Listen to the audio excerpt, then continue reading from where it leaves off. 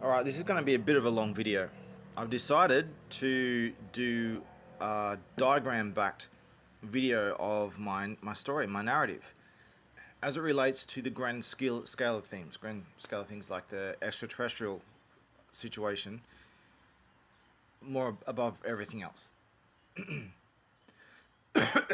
So, where I'll start? I'll start with my first moments waking up in the womb. Um, I My first experience waking up in the womb was I wasn't really conscious yet, but I was, you might call it consciousness. I was basically simply an observer with nothing to observe. So I was conscious without even knowing I'm conscious, with nothing to experience. And my first experience was suddenly being struck by lightning. A very painful experience. My first experience was being struck by lightning, and it just quickly went on, and then it quickly went off, and then that's it. I had nothing else after that. Some time passed, and then it happened again, and then a short time after it happened again. The first lightning strike was the worst. The other ones were still bad, but they weren't as bad. I attribute that to three objects in my brain. Three lightning strikes, three objects. And I'll get to that in a minute. I don't necessarily attribute it to that, but it's a good possibility that it's related to these three objects. So then time passed, and then I slowly gained consciousness in the hearing of a heartbeat. A faint heartbeat started coming into hearing, and then that grew over time, and then I just grew in the womb. A lot of stuff happened. I won't go to the details. I'm not going to go through an 11-hour story again. So I'm just going to abbreviate it. So I remember everything. I remember my first moments waking up in the womb. I remember growing in the womb. I remember being born. It was very cold after I was born. I remember my first breath when I was forced to scream out when I cry because of the way my lungs worked. I'm not going to go through too much details on that. I remember my early years growing up. I remember everything. So when I was about 2 years old, I was at Manly, New South Wales. It was 6 Herbert Street, Manly, New South Wales. It's not a house anymore. As far as I know, they tore it down and they built a unit complex or something on there. But this was 6 Herbert Street, Manly, and Manly West, somewhere around Manly West. So I was about 2 years old, and I was plagued with this idea. I don't know where it come from, but I had this idea that there were up in the sky. There was this big blackness in the sky, and it went for a long way. After it, you just keep going up, and then it goes into blackness. This big void that I couldn't go to, but I had a reason I needed to go through that void, and it'll go a very long way. And there's this round ball-shaped thing, and there were people there, other people there, and I felt the need to go there, and I also had this idea that some of those people were up in the sky, and if I'm lucky, they might be able to see me. This is as a 2-year-old. Never heard about aliens, never heard about space, the planet, nothing. I never heard anything like this. So I started drawing these glyphs in the dirt out the backyard every day before I'd go to bed in the late afternoon. Every day I'd draw a glyph in the dirt, and I had this image in my head, this glyph shape, and I felt that this idea that if I was to draw the right shape, they might be able to see it. They just might be able to see it by freak chance, and if they do, they'll know it's me. So I tried to draw a different version of the same type of image I was trying to draw every day, and then I'd go to bed, wake up the next morning. The first thing I'd do is I'd run out the backyard and I'd look at the glyphs and see if it's changed. Well, I did this for months, and nothing ever happened. And then one day, I went out there, and it was dramatically changed into this complex shape. And I thought, finally, they've acknowledged, they've received my message. They know I'm here. I felt this urge to send someone a message up there that I'd arrived. That my arrival was part of some plan or something regarding them. And I felt the need to let them know that I'd arrived and that I knew. So anyway, sorry about coughing. I just drank a lot of iced coffee. It didn't help. So, I just closed my door too. So I got that response back from the glyph, and then I was in the house the same day. I think it was the same day. It might have been the next day, but I'm pretty sure it was the same day. Would have been like a few hours later. I'm just standing there in the house, and then suddenly I'm somewhere else, and it's big blur everywhere, and then the blur slowly took shape into everything outside was all didn't make any sense. The incoherence didn't make sense, but inside this was this this 3D image of a family, and they weren't human. They looked like frog-like, toad-like, mixed in with bipedal, humanish kind of shape. They were definitely not human. They were very different than you were human, but they were this bipedal toad, a little bit of reptile in them, like amphibian reptile, cross human kind of thing. And I'll give you an image. Hang on. There's a video game series called Mass Effect, and there's a lot of similarities with my story with Mass Effect. Too much to be coincidence. So I think someone might know something and something to do with this. But here is what's called a Krogan. Now they didn't look exactly like this. Krogan are top heavy. These were not top heavy. They were fairly evenly distributed like a human, but they were bipedal, but they were very different to a human.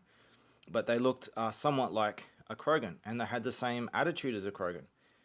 They explained to me that they lived here a long, long time ago. They came from this world, and they were very warlike. They're very aggressive. They evolved from some same primal stuff that we evolved from, but they evolved in a very different direction.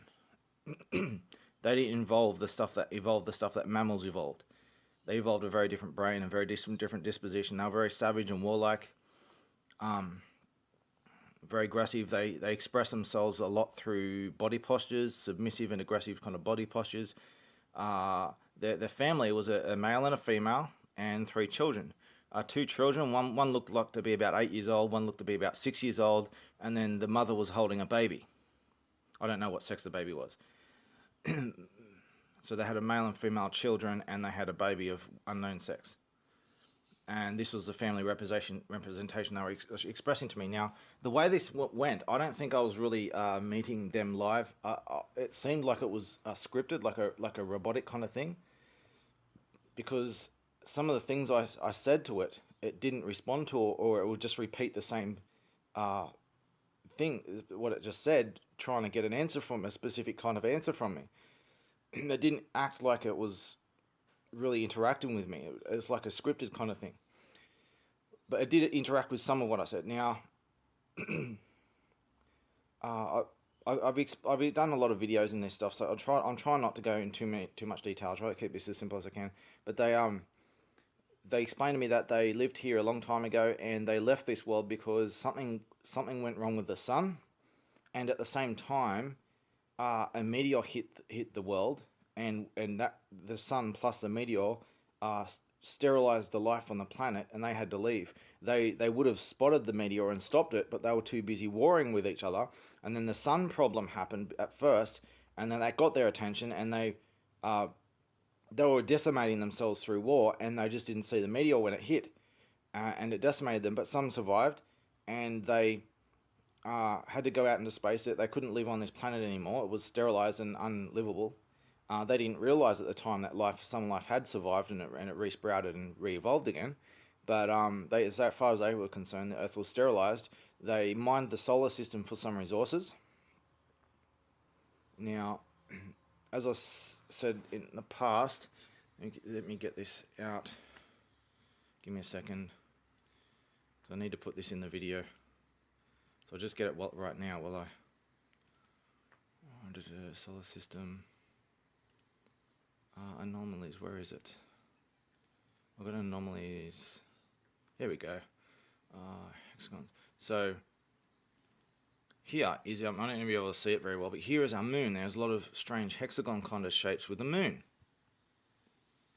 Well, here is Iapetus. It's got some strange things on it as well. Strange hexagon kind of shapes as well. Well, here is the moon Mimas. More of the same stuff. These are just examples. I could do a lot more, but our solar system's full of this. Look, here's Saturn as well. I don't know if that's any related. I don't think that's related, but there's these strange hexagon shapes in our solar system, especially on moons, as though they've been mined. And I suggest that this was what they did. They, in their time, and others might have done this as well later, but in their time they said that they mined the solar system, and some of these shapes might be to do with their mining. But they mined the solar system to be able to travel a long way to another planet to find as a new home.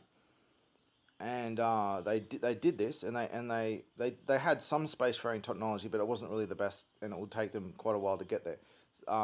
So they did this, and they made it, and they lived on a new homeworld for millions and millions of years.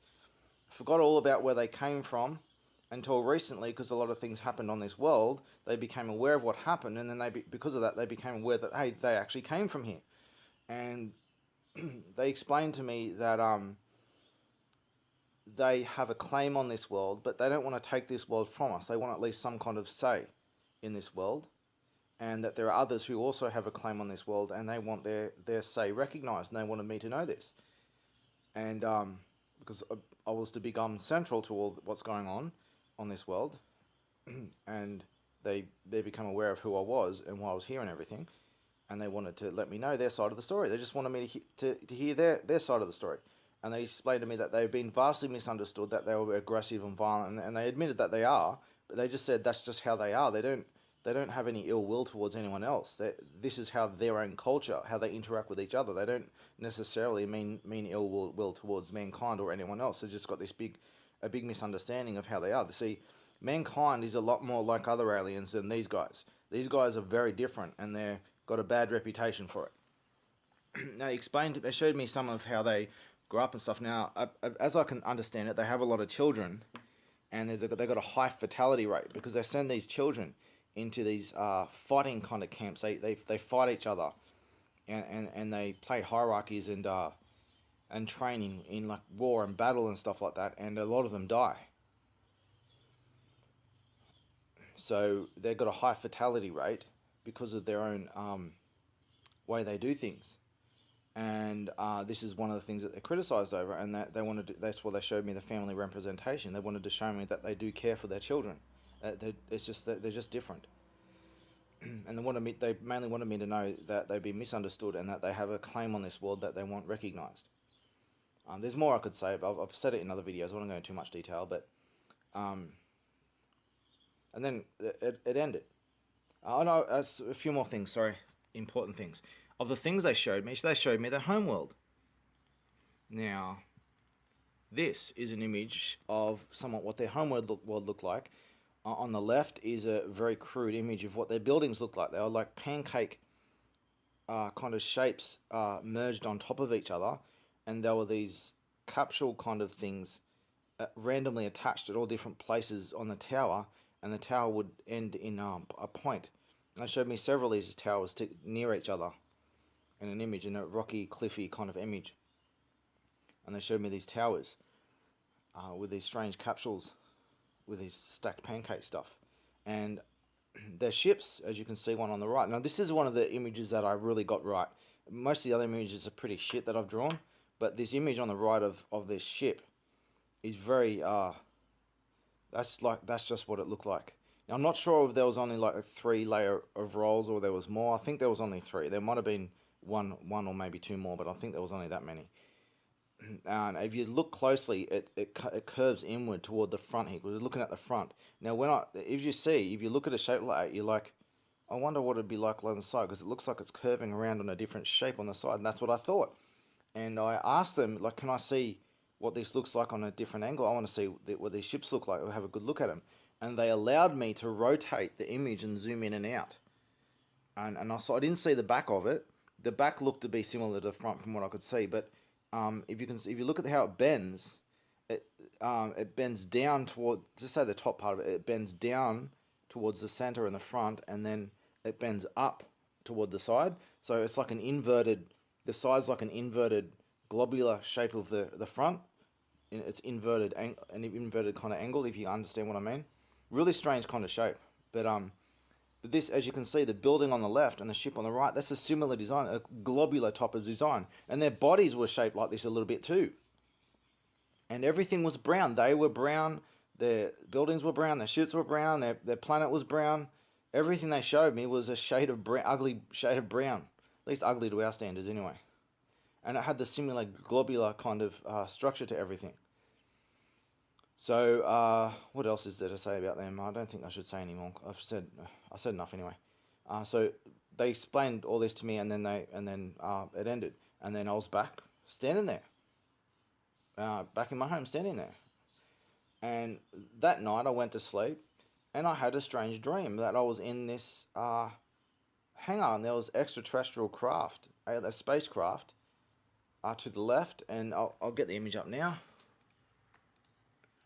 This hangar. Now, this big yellow thing you see in the middle there was a big archway. It was probably a bit, it's a bit distant away. I had to make it so to fit, but it was actually bigger than that. This massive archway, and beyond the archway was massive open space. It might have been more hangars, and I was in one hangar. And on the left are these where some spacecraft were sitting, and they were like typical oval shaped kind of UFOs that I'd ever seen. Not always, but other times I saw later that were, some of them were different, but this is generally where certain spacecraft would land in a hangar. And on the left, you see there's a blue door. It wasn't blue. I just made these blue just so you can stand out. But on the left was a door, and it led to all kinds of different areas. On the right, there was a few steps going up a stairway, and then it led to another door right near the end of the steps. And that was a place no one's allowed to go. But I didn't realize any of this later. All I had was this image of this like hangar, and I was standing around the middle of the hangar with a group of other people. The only problem is, I was an adult. I was all grown up. Here was me, a 2-year-old, having this memory of being a grown up. I was a grown up, and I was talking to these other people, about not half a dozen, probably a few more with it. 3 other people, I think it was. I was talking to a few other people, and I was saying goodbye to them, and it was a really intense scenario. I was saying goodbye to them, and I knew they were so familiar to me. I knew these people, but they weren't human. They were some kind of alien-looking people, and they were all different. They were all from different species, and I said my goodbyes to them, and turned around and walked away, and then I woke up, and I was deeply troubled by this dream, because this was more than a dream. This was a memory, and I started remembering bits and pieces of this. And over the next several years, from a 2-year-old going on to the next several years, more of this memory came back over time. Let's check if I'm still recording. Yes, hopefully it's not going to be too long a movie. So more of this memory came back until a whole picture formed. And this is going to sound really strange, but I'm not proposing. This story starts 13,000 years ago, with me 13,000 years ago. Now, I'm not saying that I've lived for 13,000 years, and I'm not saying I've been reincarnated or anything like that. I'm not saying anything like that. When you listen to my story, you'll understand what I'm saying here. A very unique situation. So there I was 13,000 years ago, and it was my task to teach mankind civilization, to gently guide them into civilization. There was a certain branch of mankind somewhere around the Middle East, and they were a part of the white race.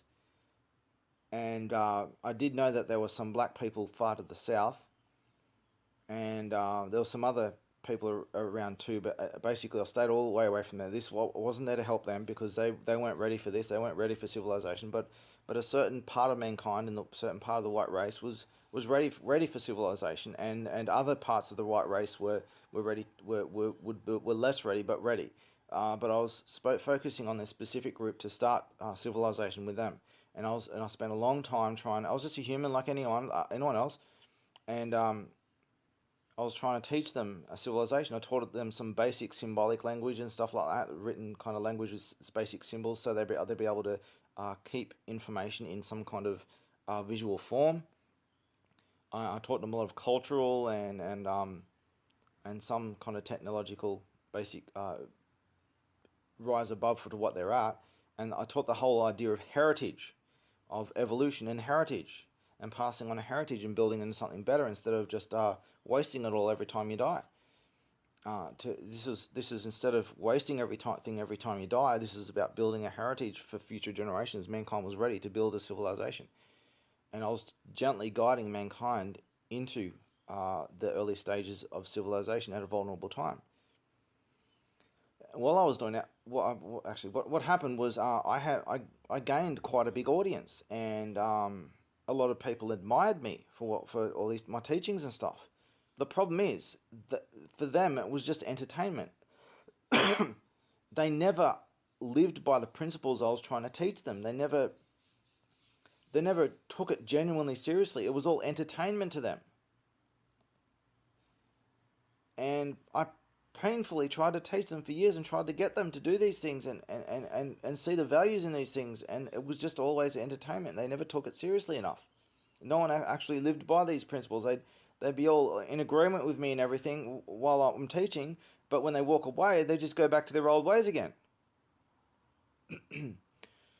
So while I was doing this for a long time, uh, a group of giants came from the sky, extraterrestrial aliens. Now they look. Where's my image? I've got an image that looks just like them. Where is it? Here we go. Here. This is the closest image I could find to them. Now their heads. They did. I don't think they had black eyes. Um, but their heads were a lot like this, especially the lower part of their head. They had this angry look on their face all the time. Now they were giants. They were like, let's just say like 10, 15 meters tall or something. They were like three times the size of a human or something. You're like massive. And basically, a whole crowd of humans would take one on, and one of these would be able to crush them all. So no one tried to mess with them. People were scared of them. Now they came down, and in order to make mankind behave themselves and not get in their way or anything, they gave mankind some trinkets and a few. They taught mankind a few things to help themselves, and some of these things were conducive to civilization, but in a bad way. They took what I was trying to teach them, and they fucked it all up.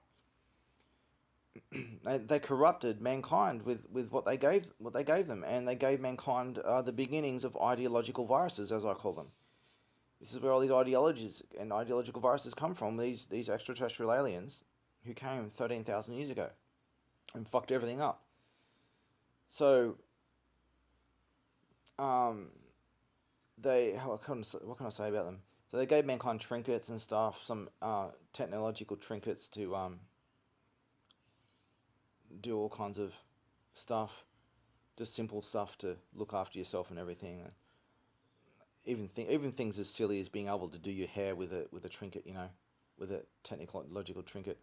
Uh, but this was advanced technology even to our days today.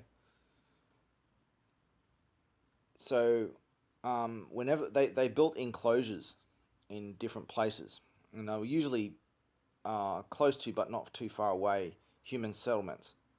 And I don't know how many of them they built. I directly interacted with two of these, but I knew that there were more.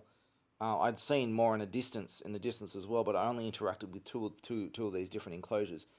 And as far as I can tell, there were dozens, maybe hundreds of them. There wasn't that many of them, and they were huge. And they seemed to struggle in our air and our gravity. They could breathe our air for a short time. They always had an angry look on a frustrated, angry, troubled look on their face, as though they were struggling in our environment, I think. And they were always hot-footing it from one enclosure to the next when they were moving around or doing whatever they're doing. They're hot-footing it because they didn't like our environment and they couldn't breathe properly, and they were always hunched over, as though I don't know if they were just normally hunched over or if it was just because of the gravity. They were struggling in our gravity. That was for sure. Having huge bodies, they would. Now their bodies, they weren't skinny like a type of alien you'd look like here. They weren't skinny. They were like a cave troll. Their bodies were like a cave troll, but not so chunky as a cave troll. A little bit skinnier than a cave troll.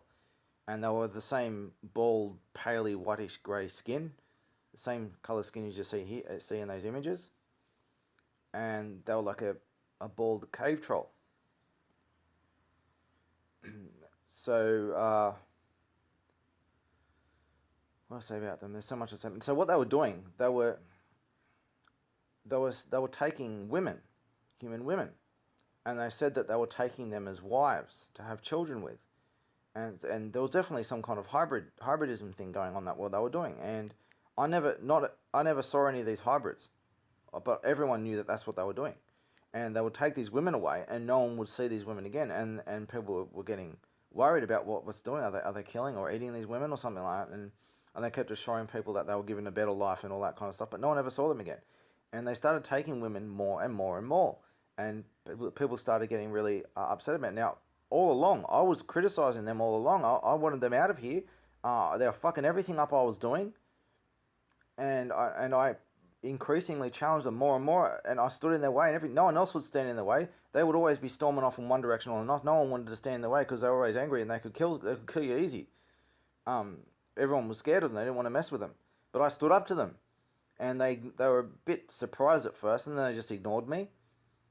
And I kept on getting in their way and confronting them and stuff. And eventually, one of them debated me. I'm sure I've skipped out a lot of stuff here. I don't want to get too much details anyway. You watch my other videos if you want to get to the details of this. There's stuff I haven't even mentioned in these videos, which I'm going to mention in this video.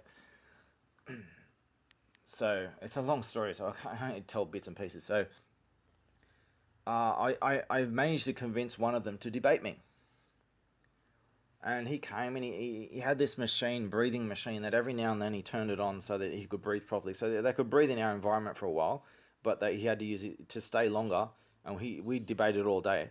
He had to, every now and then he had to turn this machine on. So he came to debate me about all philosophical stuff and the morality of what they're doing, all kinds of stuff. And he's very intelligent, but there's this massive hole in their logic when it comes to things like morality. The whole concept of morality is just beyond them. According to them, they just do whatever they want for their own self-gain. And the only reason they work with others is to form agreements for mutual gain. And they operated on the same principles, and they never fought with each other or anything. They always agreed with each other, and they had a scheme going when everything they did. They never had any troubles with each other. They just saw no problem with exploiting mankind and lying to mankind and manipulating mankind and using them to make these hybrids. Oh, sorry, I just had a drink of coffee. I need it for this. So, after this debate, now, when we ended the debate, he basically got really angry, and I thought he was going to try and kill me. But he didn't. He just ended up storming off. Basically, I exposed the holes in his logic, and I forced him to face them. Things like morality, and it's like how this makes him a worthless creature by having no morals. And I taught him a whole value system that he's never even conceived of yet. And I showed them how they're fucking up what I was here to do. and they're fucking up mankind at a vulnerable time. And he stormed off. He went to kill me, but he stormed off, really angry. And we debated all day over this, and he stormed off. And later, a group of them came to kill me, very angry. So he's gone back and he's talked to them about whatever's happened. Maybe he's shared my ideas with them or something. I don't know, but he's had a talk with them. And they've all got really pissed off. And they came to kill me. Something's pissed them off about what I said that he's passed on to them. They came to kill me. And as they came to kill me, this ship appears above, and fires something at them. I couldn't see what was being fired. All I could see was on the ground. Something was hitting the ground. I couldn't really see anything else. That something was hitting the ground from the ship, kind of like explosions coming off on the ground, and it didn't hit anything. It was like warning shots or something, and they ran away. So whatever it was in this ship, it just saved my life from these massive giants coming to kill me. And it came down, and it just got a message. I'll just ignore that for now. It came down, and it opened up right in front of me. It looks like this. Simple design, and this was 13,000 years ago. And a strange looking alien comes out, and he was able to talk to me in my own language somehow. I don't know how. He might have had a language interface or something that he said that he'd studied. He's been watching for a while, and he knew he'd been watching me. He'd been watching those aliens who were messing with things, and he'd seen the whole debate that went on. He's been watching for a while. So somehow he must have learned my language by doing this, and he might have had a language interface to be able to do this. I'm pretty sure he did. So anyway, he was able to speak in my language, and he explained to me that he saw what went on, and he decided that this is worth intervening over. That I was someone who was very wise and you could say awoken in a sense. I can't remember what words he used, but effectively wise and awoken. Someone who's intellectually there in the head, someone who's really there. And he was impressed by me that much that he wanted to take me away for a very important mission. Now, he explained to me that he was a scout, and his purpose was to explore explore places and find and report and come back and report on what he's found. And he was observing before going back. He saw things that were going on in this world, so he wanted to observe it silently as long as he could, to get as much as he needed, and then he would go back, because apparently it takes a long time to go back. So he wanted to be thorough in the investigation, then bring all that data back to the governing authorities, and they'll decide what to do about it. So he decided to intervene, and he took me up. He took me into his ship, and he took me away. He said he was going to take me to his governing authorities, and see if he can sort out a mission for me to do, and wanted to use me as a messenger, as an intermediary between this planet and the governing authority, to try and solve this meddling problem. Now, there's something important I forgot to mention. I will have to mention. But so he took me to the governing authority. Now, before I explain what's something important, I'll just go the inside of his ship. Where is it? Let me find it. Hang on. Got a whole bunch of stuff here. Oh no, where is it? Oh, here we go. So as we're leaving Earth, here's a picture of leaving Earth. Now on the ground, there was this strange pattern of lines on the dark ground, and there was a view screen shaped just like that, a really wide view screen, and I could see the Earth slipping away on an angle like this. And as it started to get like a circular shape, I didn't realize the world was circular then, and I got very disturbed at what I saw, and I'm asking questions about that, and I'm getting very disorientated and nauseous over it, what I'm seeing. And he asked me if I was going to be okay, and I said I think I will be, but it's gonna be a bit to get used to. And he explained to me how gravity works to keep everything in a ball. He explained some basics about that, and he just he stood there dumbfounded, not knowing what to do. And you can see that I'm visibly see that I'm really distraught, and he didn't know what to do about it.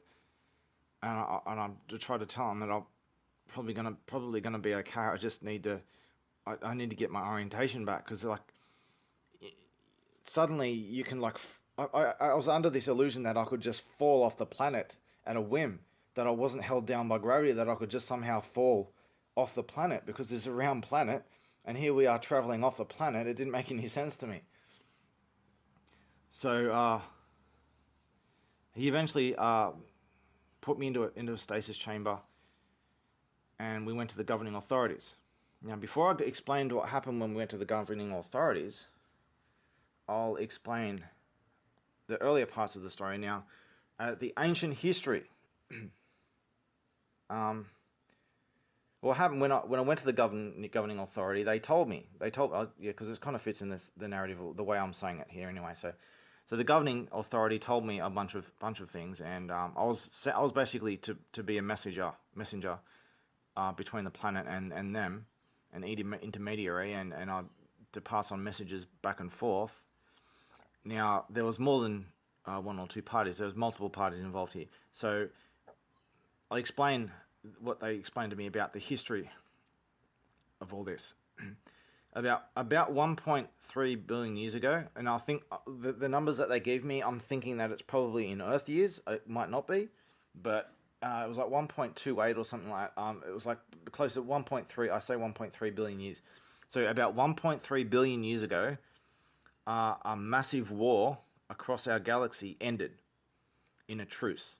And that war went on for a very long time, and it decimated the galaxy, and it ended in a truce because they were faced with neither side would win, and everyone would die as a result. And neither side wanted that. So they formed a truce, and they'd set up a specific political system to test out their ideas against each other. Now, as I understand it, these ideas, they went into two ideological paths that were fighting each other. One, freedom, and the other, control. So freedom versus control. And when I say freedom, I don't mean ultimate freedom to do anything you want. That's not what freedom means. Freedom has restrictions, just like freedom of speech. And like freedom of speech has restrictions, the same kind of thing. Even though those restrictions need to be carefully reevaluated. But so it was freedom versus control, and the war ended in a truce, and they would set up a political system for a time, for an unspecified amount of time, very highly refined, specific political system that would last for a certain amount of time, and they made some compromises on both sides, in such a way that neither side would be able to win throughout time.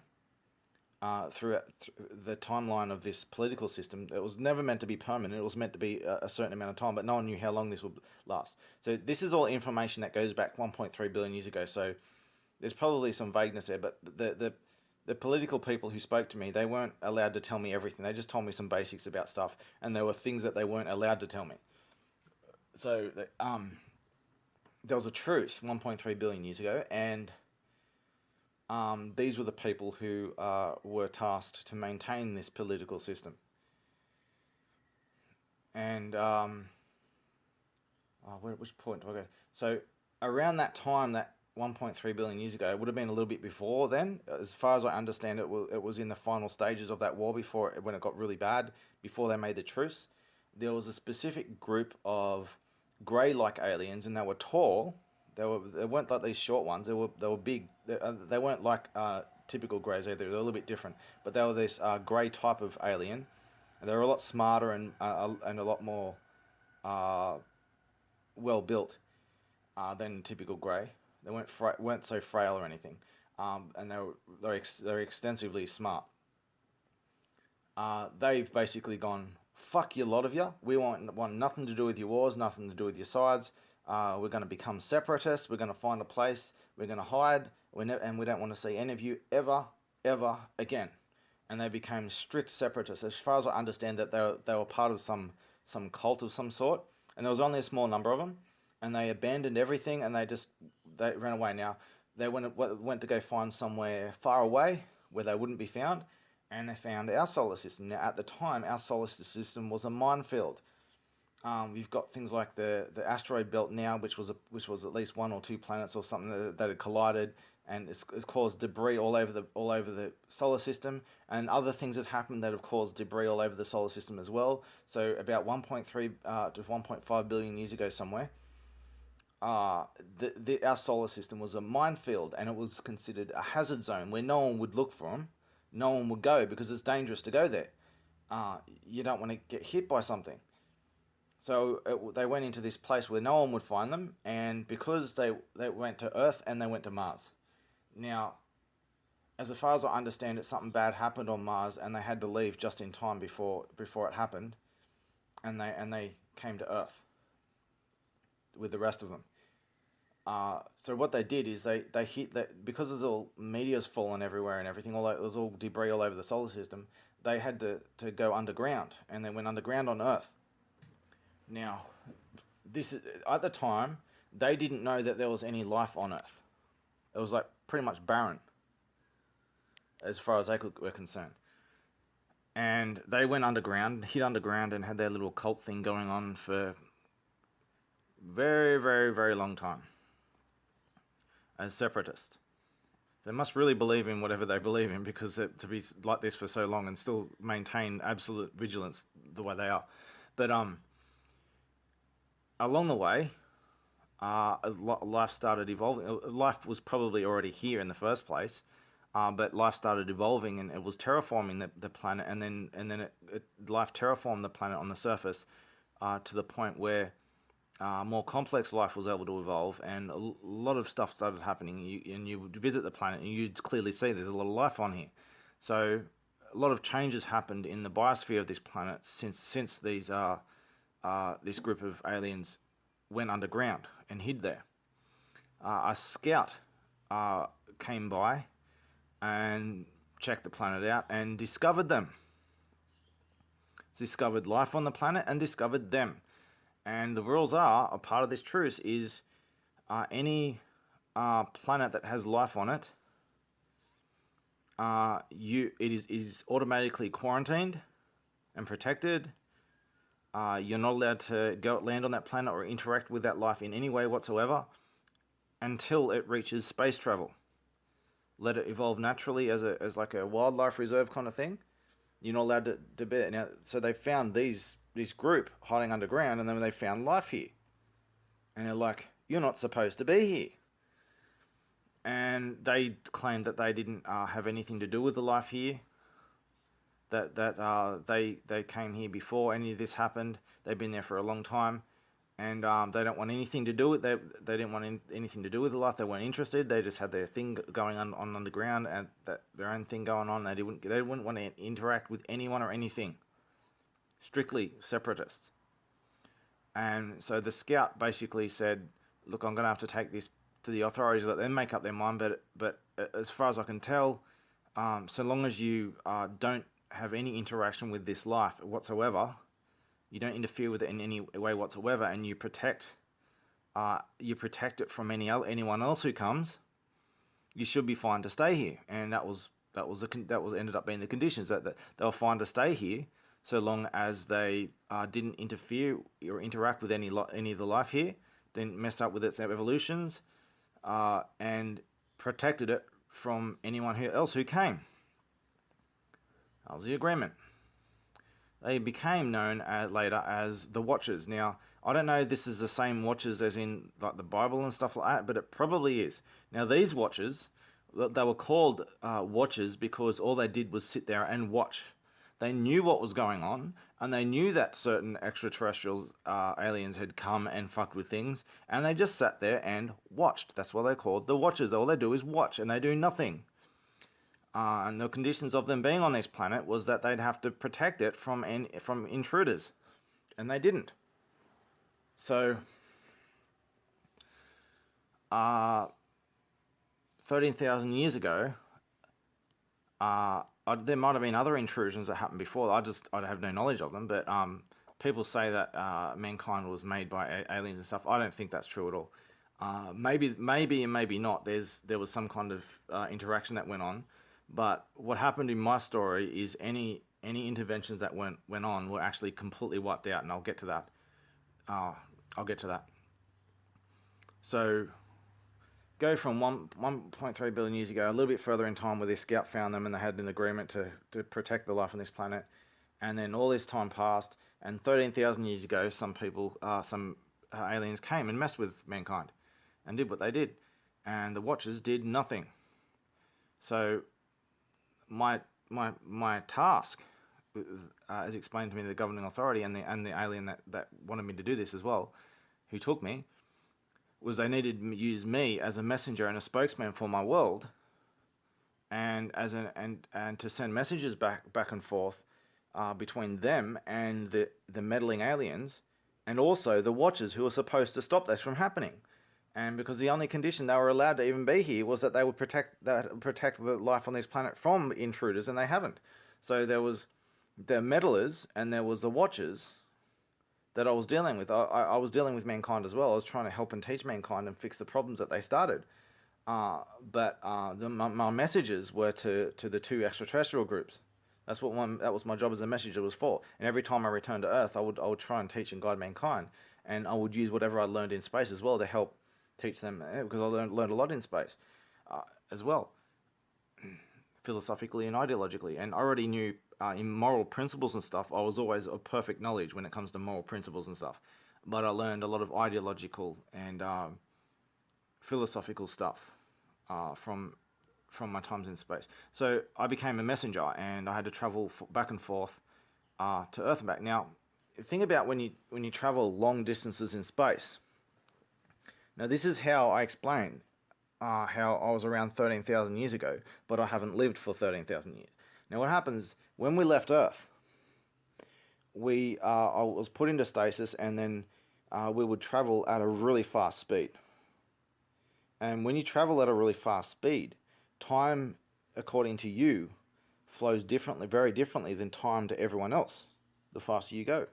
So we went at such a fast speed that time would flow differently. So I don't know either the numbers here, but let's just say if you did like 1 year of space travel, according to you and the ship, would be 1 year. But by the time you get there, for everyone else, it might be 10 years that's passed or 100 years that's passed. It's multiplied. The time flows at a different speed the faster you go. So for me, it's no time anyway, because I'm in stasis. I'm frozen. Now, the way they do stasis is they put you into this bed, like a bed that fills up with liquid and freezes you, and then you get thawed again. However, that works, and it takes its toll on your body. It causes harm to you, and progressive harm over time, depending on what kind of species you are. Some are more resilient than others, but it took its toll on me eventually. I got really sick from the constant traveling. So if you're a messenger like me, you're not allowed to really have any relationships with anyone. Anyone you know is long dead. Every time you get to a new destination, everyone you ever met is long dead. So anyone who travels in space, this is a scenario that they face. You don't travel anywhere unless you really need to, have a good reason to, because everyone you ever knew on wherever you came from is going to be long dead by the time you get there.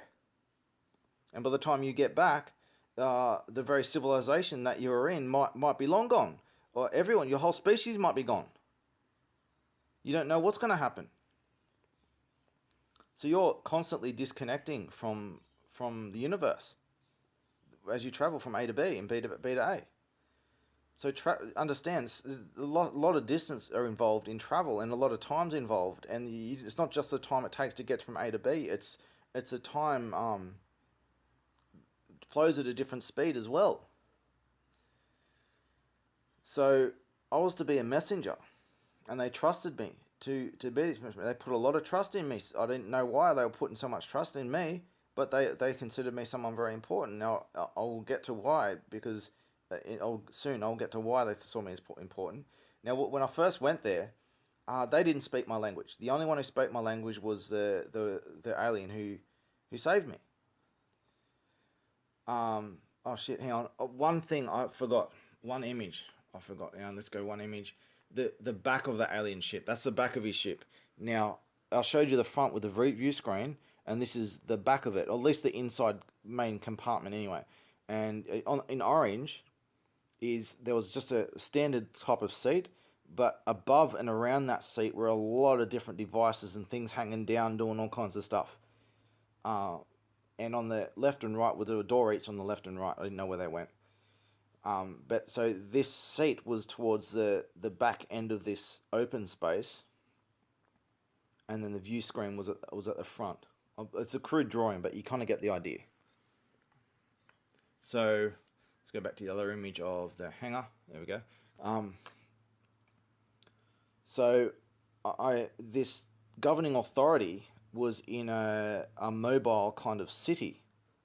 It's bigger than bigger than any kind of space station. It was like a mobile city, and it wasn't full of fragile little bits dangling off in all directions everywhere. It was pretty solid and chunky. And I don't know if it was armed or anything, but it was pretty chunky.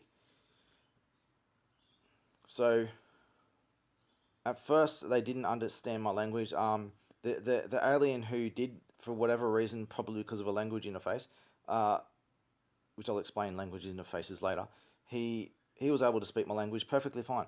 He tried to teach us some basics of this language to someone at first, and we had a few words here and there.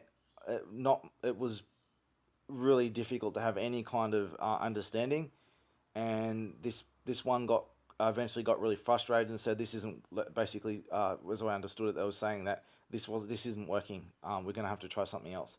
And they got it took a little while longer, and they got someone else, a language expert, to study my language and learn what they could, and he did a lot better, and we were able to use him as a translator with the political person that I was talking to. I spoke through the translator in the end, and we were absolutely able to make progress with language. It was difficult still, very difficult, but we still were able to communicate. And they sent me on the mission with a message to go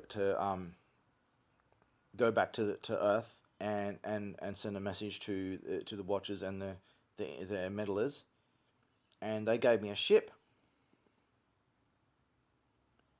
And the ship was shaped like a bird with closed wings. I've explained this ship in a variety of places. So instead of look, I looked up alien ship on Google Images just to see if I can find something similar, and I found something that looks almost identical. Look at this. This is what's called the Dark Knight satellite, which people think is an alien ship. NASA first denied it, then they deleted it, and then people complained, so they put it back up, and they eventually said it might be a thermal blanket. It doesn't look like a thermal blanket to me, but if it was, who knows what it is. But regardless, my ship looked very similar to this, like a bird with the wings closed. It looked like this. Now I'll show you the inside of my ship. These are just crude drawings. So this is the inside of my ship. So you see it's got a view screen up front, and it goes outwards as it goes up, and it goes like into a roundish shape at the top, because I can't fit the shape in this picture because it'll be too small. So it goes into like a roundish shape up top. And in the front there, in the yellow and orange, let's check if I'm still recording. Got enough battery yet? So in the yellow and orange is what was the stasis chamber. That is like a rectangle bed that I'd sit in, and that I'd lie in, and it'll fill up with liquid and freeze me. And somehow it was able to unfreeze and revive me as well. And it wasn't a pleasant experience, I'll tell you that. So it looked like this stasis chamber that it didn't belong there, like it was put in there, like the ship didn't come with it. It was something that was put in there for me, as far as I could see. But it was really cramped. It wasn't much room. It was only big enough. The ship was only big enough for one man. You would no way you'd be able to fit two people. Someone would be able to sit in a corner somewhere but it was very cramped, and it was really hard to get in and out of the seat too. So the stasis chamber was up front below the view screen, like it had been just shoved in the only place you could really fit it.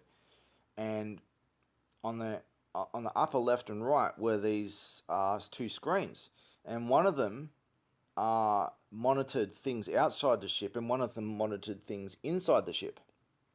And you didn't necessarily need them, but it was a good idea if you're interacting with anyone that you have these down.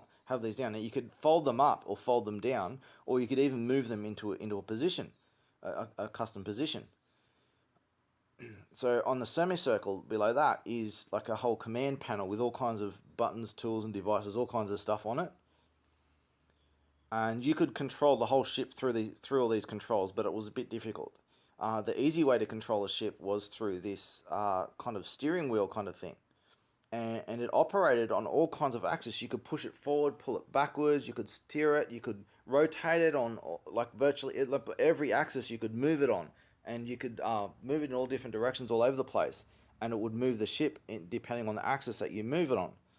And this is the easiest way to control a ship, and I often controlled it that way, but not when I'm doing like long distance travel, because you want to get the best. You don't want to be manually controlling and moving all over the place while you're doing a really long trip. You just want to have it on autopilot.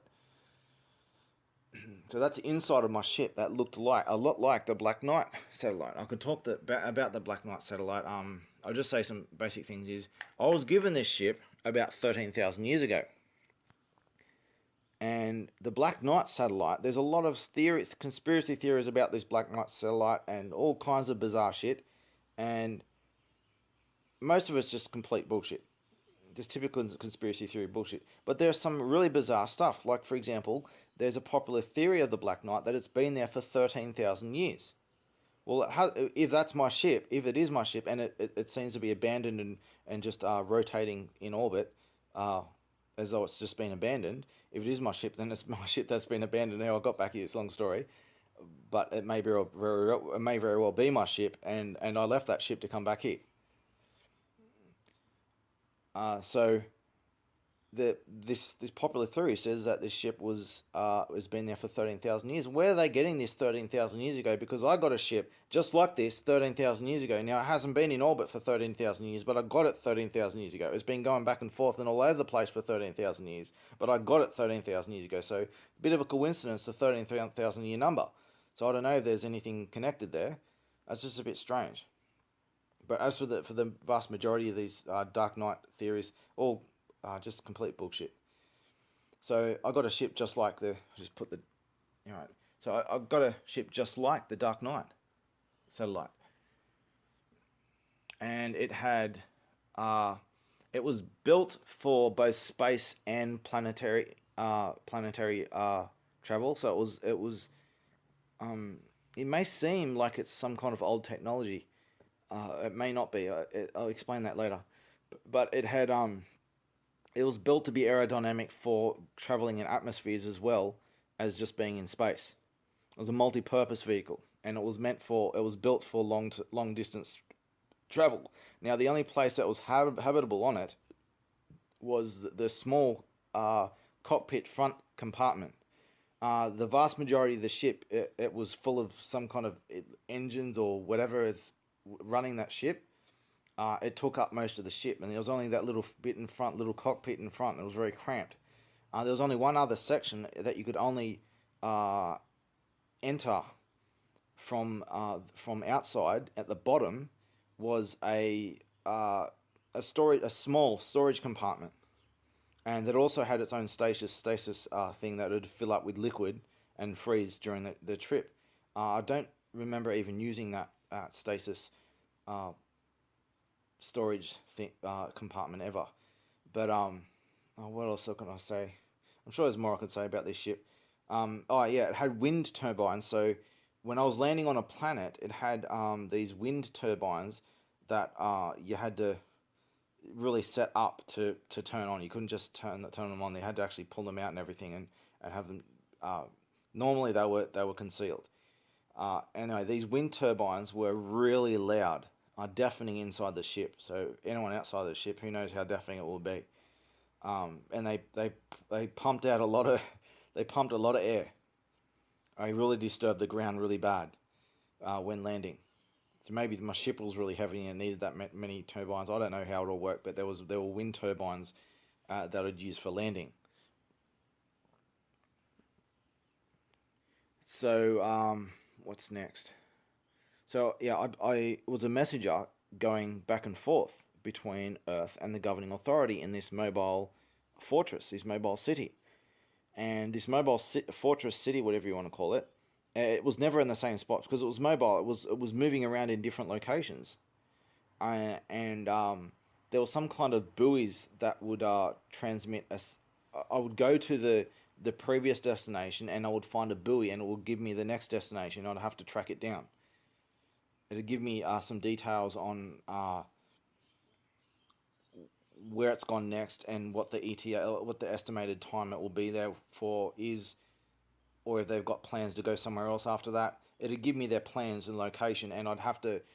No one could just normally access this information. It was encrypted in some way, and so I would be able to access the encrypted information on where the fortress was going. And this is where a governing authority of a galactic governing authority. This was a universal galactic governing authority. That obviously there will probably be more than one of these fortresses, but this was the only fortress I dealt with, and it was some major thing. And I would have to track down their location. I'd have to go several times in and out of stasis to do this. So I was going back and forth between Earth and the governing authority, sending messages back and forth, trying to get these little fuckers to fuck off the planet, trying to get the Watchers to do their job. All kinds of shit happened over a long period of time, and all the time I was trying to help mankind and rid them of these ideological virus kind of problems, to stop this crossbreeding, stop the fucking up of genetic fucking up with and everything, and it all went downhill. And I did manage to help mankind to a degree, but it was going downhill, and the meddlers they would come and go. So they did heed the warnings, and they were warned that if they didn't leave, the governing authority is going to come personally with a very large force, and they're just going to kill the whole lot of them, and undo everything they've done. So a couple of times they left, and I would deal with the Watchers, sending messages to the Watchers to hold them to account and make them do their purpose. And anyway, this scenario just of them coming back and causing more problems, and the problems were never solved. It went downhill. Eventually went to the point where they said, all right, that's the last message we've got to send you. Now realize that every time I go back there, everyone I've ever met has died. Right, and they're like their children or their grandchildren, because of the way time works with space travel. So every time I'd go back to the governing authority, every time I go back to the Earth, I'm seeing completely new people. I've seen civilizations rise and fall. I'm skipping through time in seeing bits and pieces of different periods of time on both sides. So on the Earth side, I'm seeing bits and pieces of seeing civilizations rise and fall in increments. All kinds of stuff happening. And these extraterrestrial meddlers, the damage they were doing, and I've seen going up and down, and pretty much generally slowly going downhill. And so every time I go back to the extraterrestrial authority, I'm seeing new people who have never spoken to me before, but they understand who I am. They understand the whole situation, so I don't need to explain it all to them. They knew, and they're expecting me as well, and so I don't need to explain anything. I just have to get used to speaking to people I've never met before who understand the situation. And when I go back to Earth, a lot of people on Earth would know who I am. That I'm this messenger guy who's got his own ship, and he's traveling in space to this governing authority. They knew some of it. They didn't know everything of it, and they saw me as someone very important, like maybe a demigod kind of thing or something. And they took me things that I taught them. They took them seriously, and sometimes I'd come back, and things that I've taught, they've built ideologies based on the things I've taught, and quotes for word what I've said, and they just keep corrupting everything I say, because it mixes in with these extraterrestrial ideological viruses shit that I've been fighting since 13,000 years ago, and they just keep mankind. As soon as you get them on the right track, they just fuck up. They just keep fucking up over and over again, and just corrupting and twisting everything, and sometimes things did go well for a while, and they just fall back down again. And one big thing that happened was interracial crossbreeding. This happened at the very start, before I became a messenger. Is the white race I was involved in? They met other races, and this must have something to do with towards the end of the last ice age, 13,000 years ago, same time around the end of the last ice age, where mankind really picked up. This is why I was there at the time. I was teaching them civilization stuff at a time where the ice age had ended, and mankind was ready to build civilizations. So there was interracial crossbreeding going on, and I was heavily against that because that was corrupting their genes, all their evolutions. Instead of evolving on their own path, they were corrupting their evolution and inheriting all kinds of traits from other evolutions that were just corrupting and going backward and messing everything up. And there was other stuff that there was all kinds of species interbreeding that was happening. That was being done as well. That messed with gene pools, not just human gene pools. Other gene pool shit was going on that the alien group were doing. Really fucked up with the whole ecosystem. So towards the end of all this time as a messenger, and this went on and on and on. I was back and forth, back and forth. I experienced a lot of different things happen over thousands of years. So then it ends when they say that they've decided that they've already sent. They did this. They said they've already sent. They didn't say they were sending. They said they've already sent a force to deal with the problem directly and thoroughly, and solve this problem once and for all. And they said my time as a messenger was over, and they wanted me to do something more important. And they wanted me to stay. They didn't want me to go. I wanted to go back to Earth and be there for this intervention, but they didn't want me there. They didn't want me anywhere near Earth. They didn't want the corruption on Earth. They didn't want me to be corrupted by it. They wanted me to be influenced by it. They didn't want me anywhere near Earth. They wanted me to do something else, further away, on a galactic scale, bigger problems than my planet. And they didn't want me anywhere near my planet, very strictly. So they sent a force to deal with the problem. Now, this is probably what happened about 5,000-6,000 years ago. And I said thousands of years have gone past. I've gone back and forth through time. I've gone forward through time, back and forth between the governing authority and Earth, constantly skipping forward in time, experiencing a lot of things and influencing and guiding mankind along the way. So here's a picture of the Earth. Now, what do you see? What's wrong with the Earth is there's this massive death streak from North Africa across the Middle East and then going east as far as Mongolia, and it's especially bad around the Middle East and North Africa. So where did this come from? Like, look at Central Africa. It's green, then it just goes brown, dead. Well, conveniently, this fits my story. This seems to be what the intervention they did to cleanse the Earth of the corruption that these extraterrestrial meddlers had done. They seem to have just eradicated everything in the area. Now, about 5,000 or 6,000 years ago, this is all, you look this stuff up, is North Africa and the Middle East and all that. This was all green, lush lands for throughout time. There was never a desert before. It was all green and lush up until about 5,000 or 6,000 years ago. And this is why the Middle East is full of oil, because oil is fossil fuel. It's the fossils of abundant life. These are places that have a history of abundant life, and now they're just completely dead.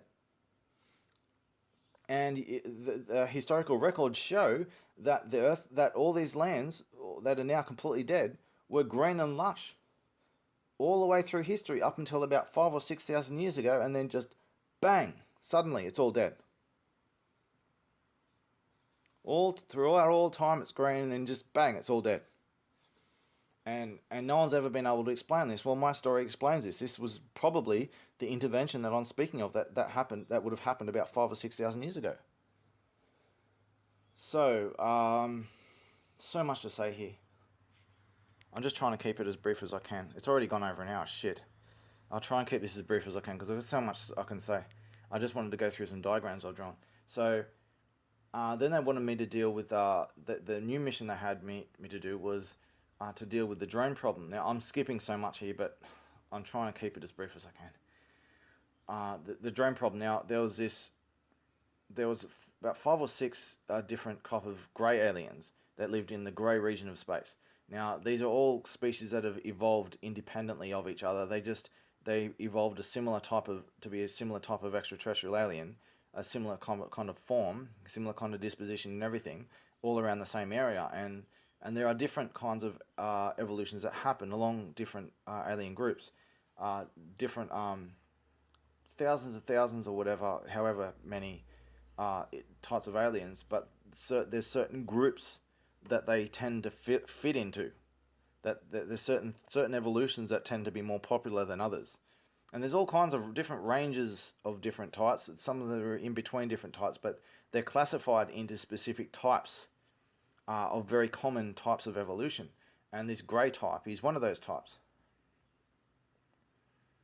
So there's this region of space, this large region of space owned by these grey type aliens, and there's other species in there as well. But these grey type aliens, half a dozen or so of them, types of them, they own this. This is their region of space.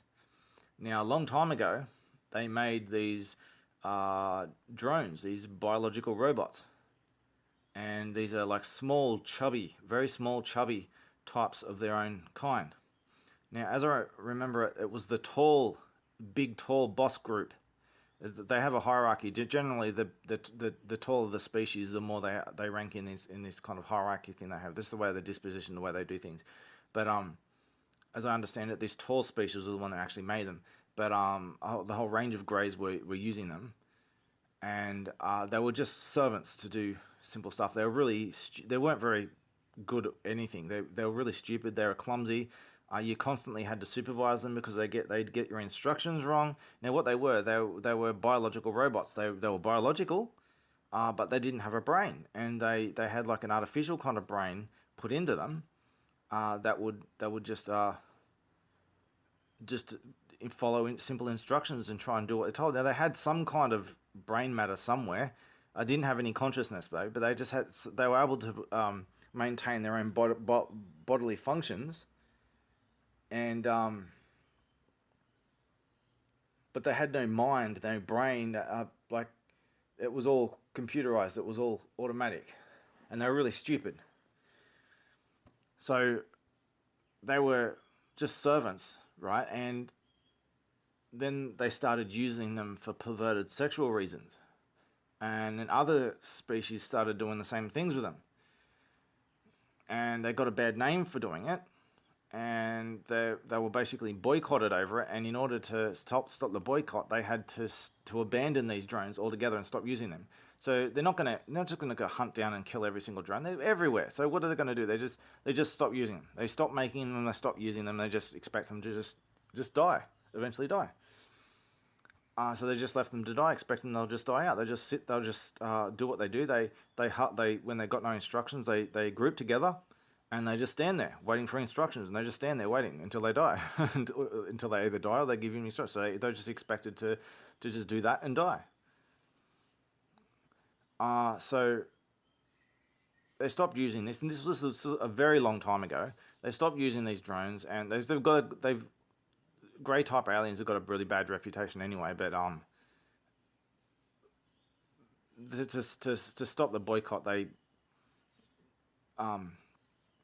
they're very they weren't very social anyway. They didn't like to interact with other species unless through trade, but the trade was the kind of thing they did.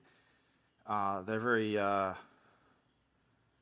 let's just say Jew-like when it comes to trade. So trade was a big thing to them. Outside of trade, they didn't give a shit about anyone. They didn't want to interact with anyone at all outside of what they needed to do. So in order, they had to stop using these drones and stop making them and stuff, and to avoid the boycott. Long time passed, and there were these rumors of these drones, that these drones appearing doing strange things. Now no one took it seriously at first. Thought it was just silly rumors, but it's happened more and more, and it became documented that they were doing this, and it was to the point where they were just turning up randomly at Homeworld and secretly kidnapping millions of people and killing them. Things that have happened on Earth, but a lot worse than what's happened on Earth. And these drones, they just more of them, more and more appeared, and they just kept more appearing until they became a plague across the galaxy. And just completely overrun the galaxy, and they become a massive problem. and they wanted my task to deal with this drone and try and track down the cause of this drone problem, who's making them, why they're making them, what their objective is, and to try and solve this drone problem. Now, I thought I was going to be doing some really important political things or something like that, and I was very disappointed that they just wanted me to hunt down these drones and kill these drones and try and find out who's responsible. I was disappointed in what the task they gave me, and they assured me that this was the most important problem in the galaxy, and it was threatening the very galaxy. So I went around for a long time. So if this intervention happened about 5,000 or 6,000 years ago, then about 5,000 or 6,000 years ago, I started this drone mission. And I travelled in long distance to different places dealing with drones. Now, I've got some examples of my drone dealings. I've got to remember another alien too. I've got to, there's so much here. I just hope I don't forget everything. So drone. I'm sure I had 2 images here. Oh, where is it? Unless I've deleted it. Alright, look.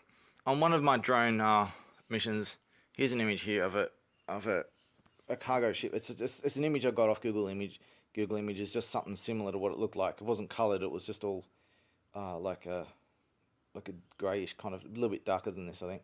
And I went to a moon. There was a rumor that this moon, somewhere around this moon, was there was a massive infestation of these drones. And this was in the middle of nowhere, a really long way away. So I went to this moon, and it looked a little bit like that. And I found this cargo ship, really primitive, low-tech cargo ship, and it had a lot of people on, a lot of aliens on it of a certain species, and they were in this primitive cargo ship, and it wasn't very advanced in it, and couldn't travel very far. And here they were in the middle of nowhere in this slow cargo ship, hanging around this moon where I'm supposed to be dealing with these drones. And I was under orders not orders, let's just say it was the law, that anyone caught so much as interacting with these drones, because these drones became such a problem, a certain law was brought in. Anyone caught interacting with these drones was to be executed immediately. It was a very rare, strict rule, but it was such a big problem that I'm sorry, I'm skipping so much. There's so much related to this that I've just remembered. I've completely skipped so much, but I'll just make do with the best I can.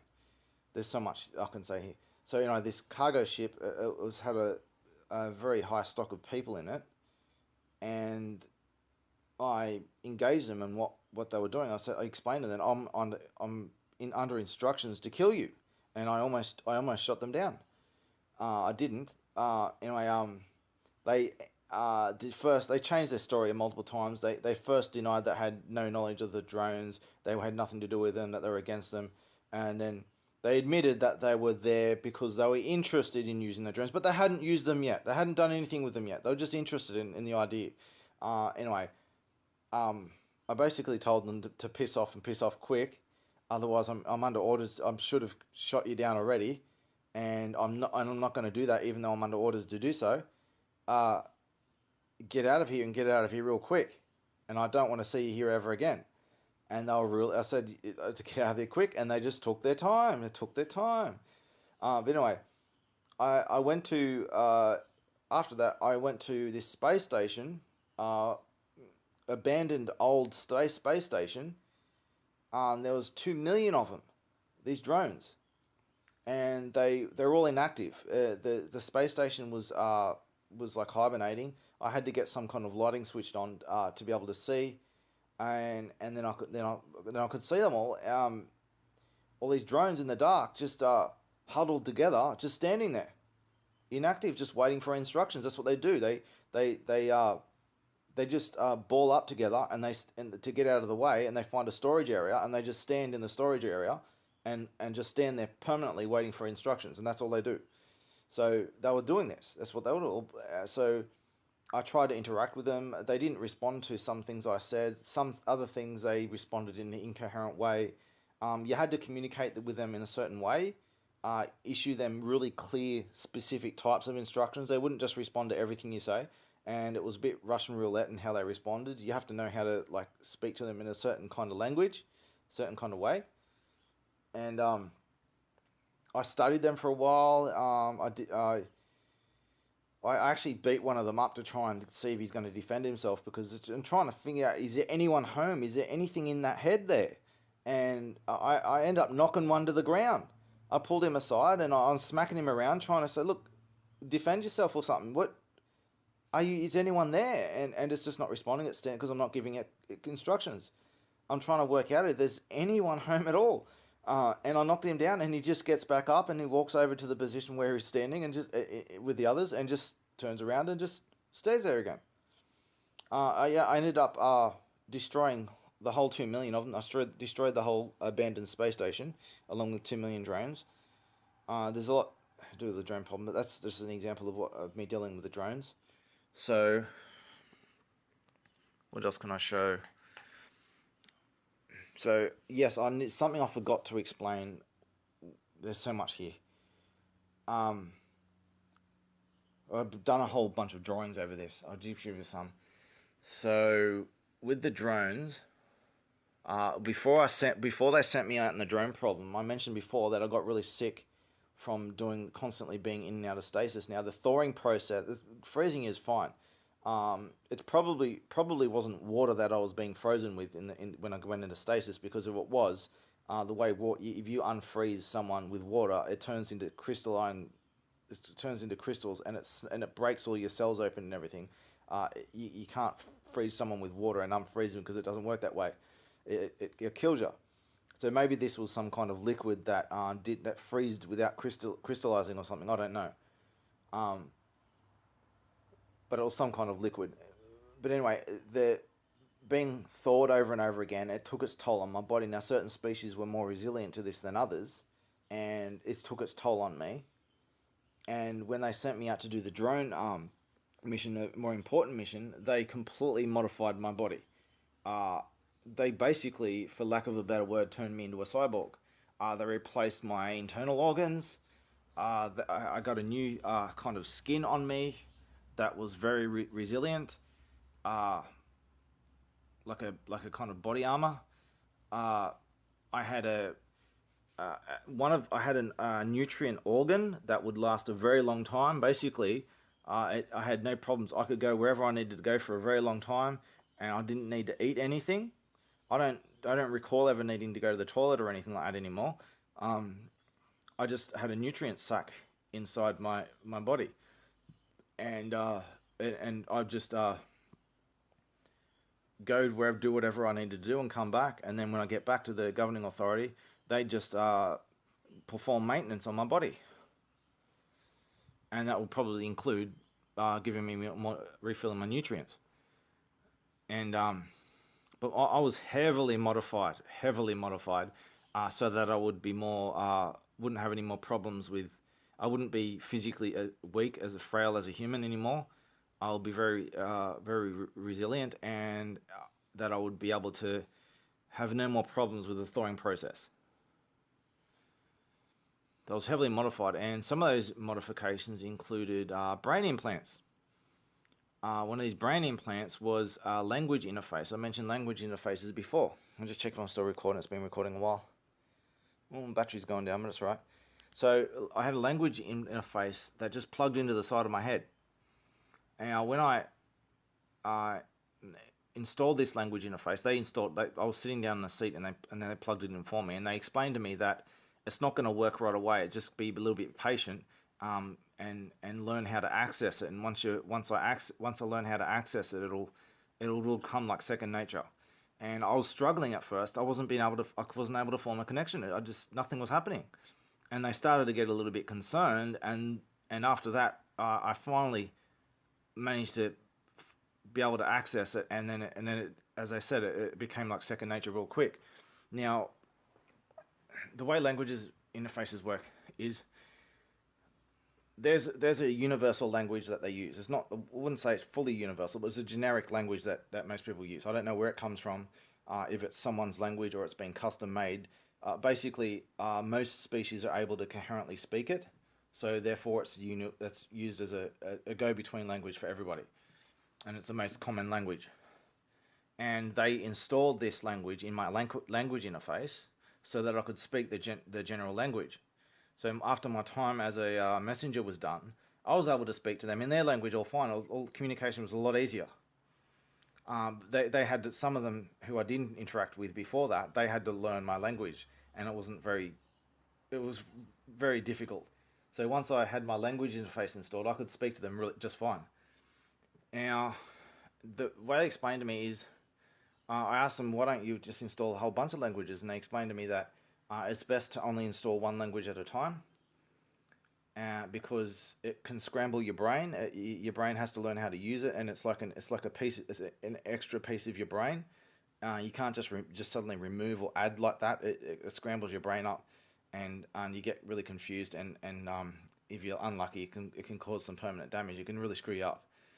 So you got to be slow and careful with it, and you're best only installing languages you need as you need them, and do it slowly and progressively. Now, the political people, they had these language interfaces, and they had a lot of languages they could speak. But so, as I understand it, they would have added these over time, not all at the same time. But they explained to me that my brain wouldn't be able to handle an overload of all languages. So the language that they installed in me was the universal general language. Now, I did at one point, I was able to deal with their written language. I don't know where I got that language from. As far as I understand, it might have actually been from the language interface. But I was only ever able to write one language, or read one language. And probably from the language interface, I don't know where else it could have come from. So written language was not my strong point. When it comes to signs, there was all kinds of universal kinds of signs everywhere that weren't in any language, and they weren't written in any language interface. I had to learn that stuff myself. Basic like arrow kind of signs and stuff like that, basic general signs, It's like we got in our world, like stop signs, universal signs that go across language. If you see a street sign in another country, you'll understand what it means. Similar kind of thing, only a little bit different. That stuff I had to learn all by myself, and I didn't know where to start at first. And then I realized some basics to how all the symbols worked, and then it was all pretty easy after that. So my language interface, I learned other languages later, a few languages, but the first language was that main language, and I don't know about written languages. It's just all I know is that I knew one language. I don't know where I got it from. So my body was heavily modified. I had a language translator implant inside of my head. You can remove them, and you'll have like an echo of that language. You might be able to, some of it would have seeped out into your brain. You might be able to remember a little bit here and there, but if you remove it, it's not. They recommend not to do that kind of, not just leave it plugged in, because if you keep removing things from your brain like that, it's going to scramble your brain up. Try to keep things as stable and steady as possible. But if you removed it, you wouldn't be able to access the language anymore, but you would have some kind of vague memory of some of it, because it would have seeped into your brain. So, there's so much I could say. What else have I got here? Some drawings and stuff. Which drawings should I put up? So, while I was doing the drain problem list and stuff, now, I've said before in videos, and I've shown proof that I knew of space phenomenon years before the world's best scientists and astronomers discovered it. So, I've shown that I've got like the largest commercially available deep space telescope of its time. So I'm not ignorant on astronomy, yet here I was making claims about space that went against 50 years of science and astronomy. And they would say it's completely impossible, it's not right. All our scientific measurements, we're definitely sure this is the case. And I said all along, no, it's not. And I've got proof that I said this 2 years before they discovered it. And they've had to rewrite all their science and astronomy textbooks, all their measurement tools thrown out the window. They've got it all wrong, catastrophically wrong, and I was right all along, so how would I have known? And this relates to the size of Andromeda. I said that Andromeda was smaller than the Milky Way, about 2/3 of the size. And they've said that Andromeda is massive. Some people still popularize that myth, not knowing the discoveries that have been made. But they've discovered that Andromeda is much smaller than the Milky Way, and some of them have finally admitted that it's definitely smaller than the Milky Way, not this massive galaxy. So I'll show you how I found that out. So here is a panel. When I was on this box, computer box panel near a wall, and there was this rectangular shaped kind of screen on it. And this is one of the times when they were teaching me all kinds of stuff at the time, and they taught me all kinds. I wanted to explain some of the stuff that they taught me, but there's so much I don't know where to start.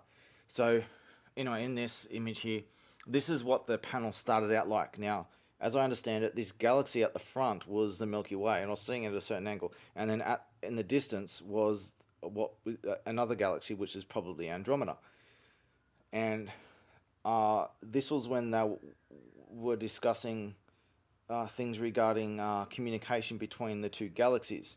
As they told me, they went through with me all kinds of communication that's happened in the past between Andromeda and the Milky Way, and this is very slow progress of communication. It takes a very long time to send and receive a message, and it takes an extreme amount of resources to be able to send a message. And if you're not listening, and you'll have to listen for millions of years, probably however long. I don't know how long it takes, but as I understand it, Andromeda is 2.5 million years away, light years away. So if they're traveling light speed communication, as I understand it, nothing can go faster than that. So let's just say light speed communication. That's going to take 2.5 million years each way, any message. So it kind of fits what I'm saying. Is it's a long period of time goes by. So you would have to be listening for a specific type of message for 2.5 million years. So that's just listening. It's going to take up a lot of. You miss that, you mess up. You might miss that message, and you've lost all communication with that galaxy, and the whole communication that's going on. It's all you have to start all over again. So this even just listening took a lot of work, but sending a signal apparently took a lot of resources. Now they showed me some past communication between the two galaxies, how they're slowly making a little bit of progress, and before I explain the communication that went on between galaxies, I'll explain more. So they showed me this image on this screen of two galaxies like this. So they let me have a go at the controls to have a look around. And I worked out the controls, and I moved around, zoomed in and out, moved on different angles and orientations and stuff. And I zoomed in closer and I saw this. So as I got closer, on the left, there was this cloud that started getting brighter and brighter. I didn't notice it first. There was a bit of clouds here and there as well, but this cloud on the left stood out. As I zoomed into to the Andromeda, this cloud on the left stood out, and it got my attention. It looks somewhat like that, and I got really close to it. This is just them side by side, but I actually zoomed right in and got really close to it. And I'm like, "What's this? It's closer than Andromeda. Is there anyone there?" And they explained to me that a long time ago they sent a message and they never got a response. And as far as they're concerned, the whole region's dead. And I felt pity on whoever might be living there. That what is someone's living there, and you never knew. Why don't you send another message? And they said they have to prioritize on sending messages. It takes a lot of resources, and they're only interested in sending messages and communicating with Andromeda. And I kind of felt bad for what if there's just one civilization living alive in there, and they're all alone. They don't know there's anyone else that exists. But they weren't interested in communicating with them anymore, at least for now. They were focusing all their intention on Andromeda. So there was this on the left, and it was a little bit up and to the left.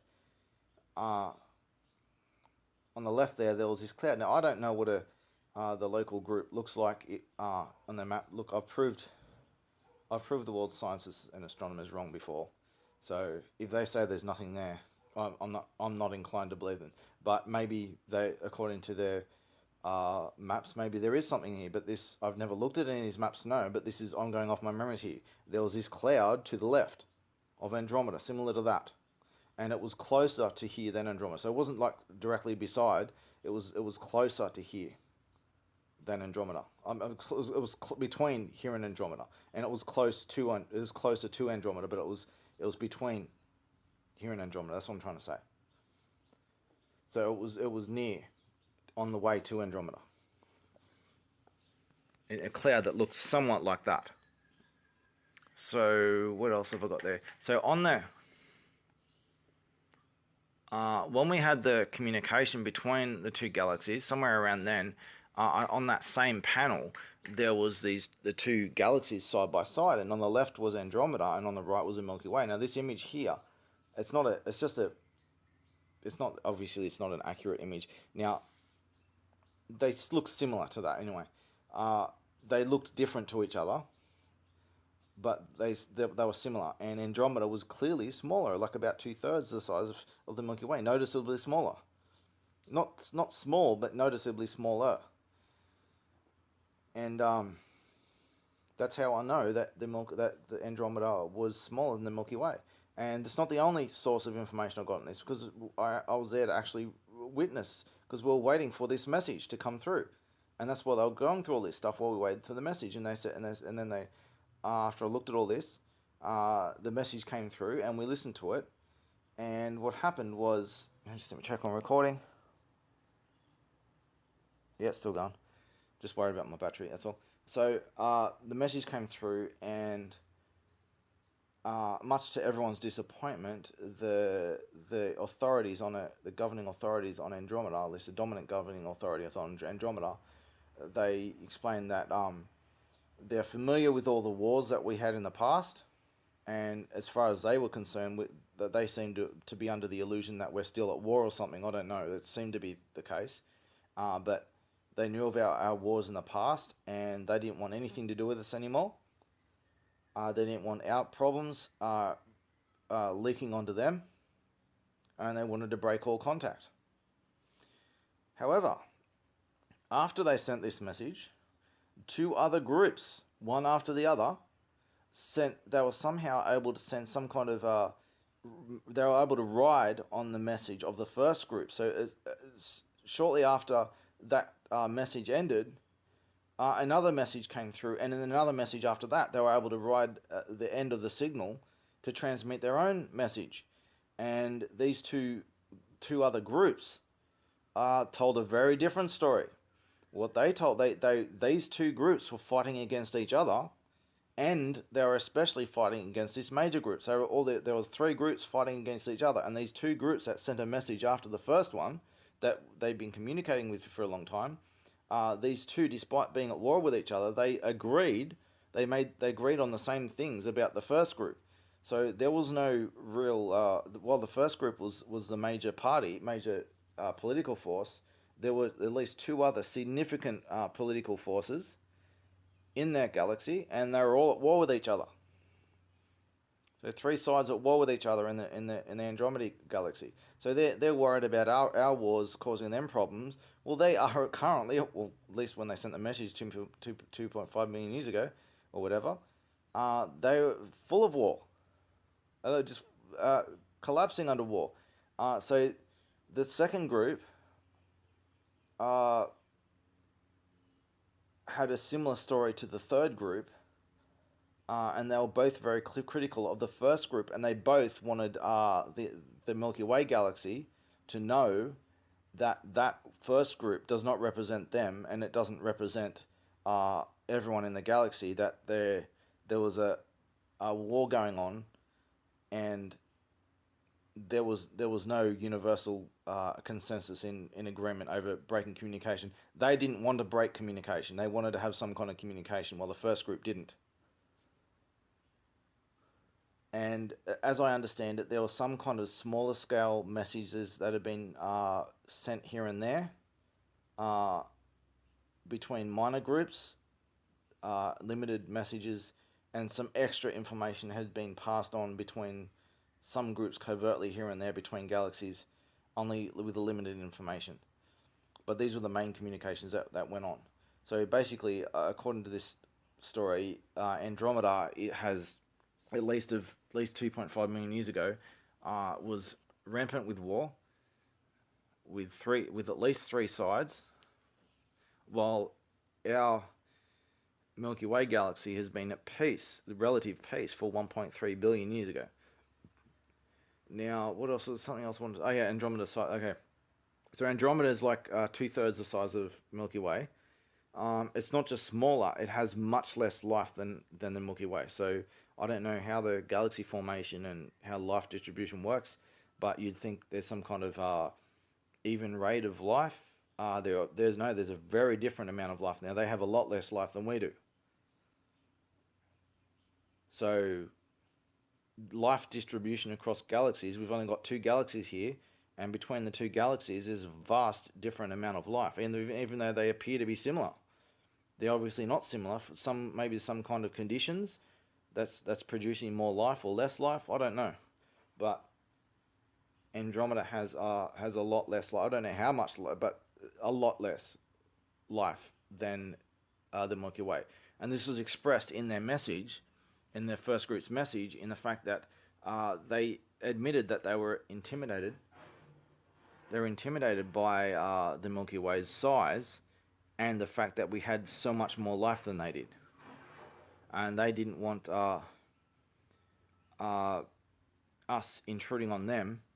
And this has got to do with the future because apparently in a long time, our galaxies are getting closer and that we're going to meet someday and become one galaxy. And this communication between the galaxies is like a precursor to us eventually meeting each other. So, what else have I got here?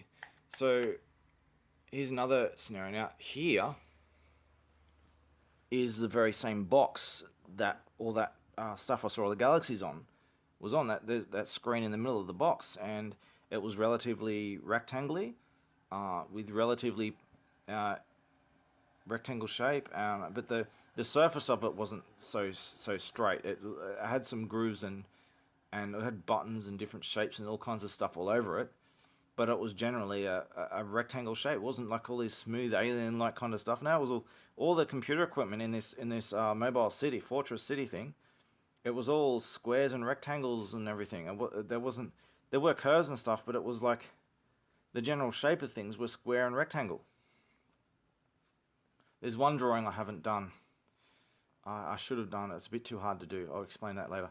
So in this scenario, we were at that same terminal, and out of surprise, a grey leader of the tall type of greys, he appeared. He's coming by, and we just noticed he's coming in. Spontaneously noticed him, and everyone was excited because it's very rare to see one of them, and the leader at one, because they're a very separatist kind of group, and he's one of their leaders. Who's come in, and we contacted him, and there was this rectangle kind of screen on an angle, as you can see there, and he's on the screen. If you look closely, you'll see there's some kind of dark background, and he was in a dark environment. You could barely make out anything. There's something in the background, but it was too dark to make out. There was a light in front of him, so he's all full of shadows and everything, and there was a light in front of him, and so you could see him, but he was in a dark environment. And the closest, these greys, they don't look anything. I looked on Google Images, I can't find anything that looks like any of these greys that I've seen.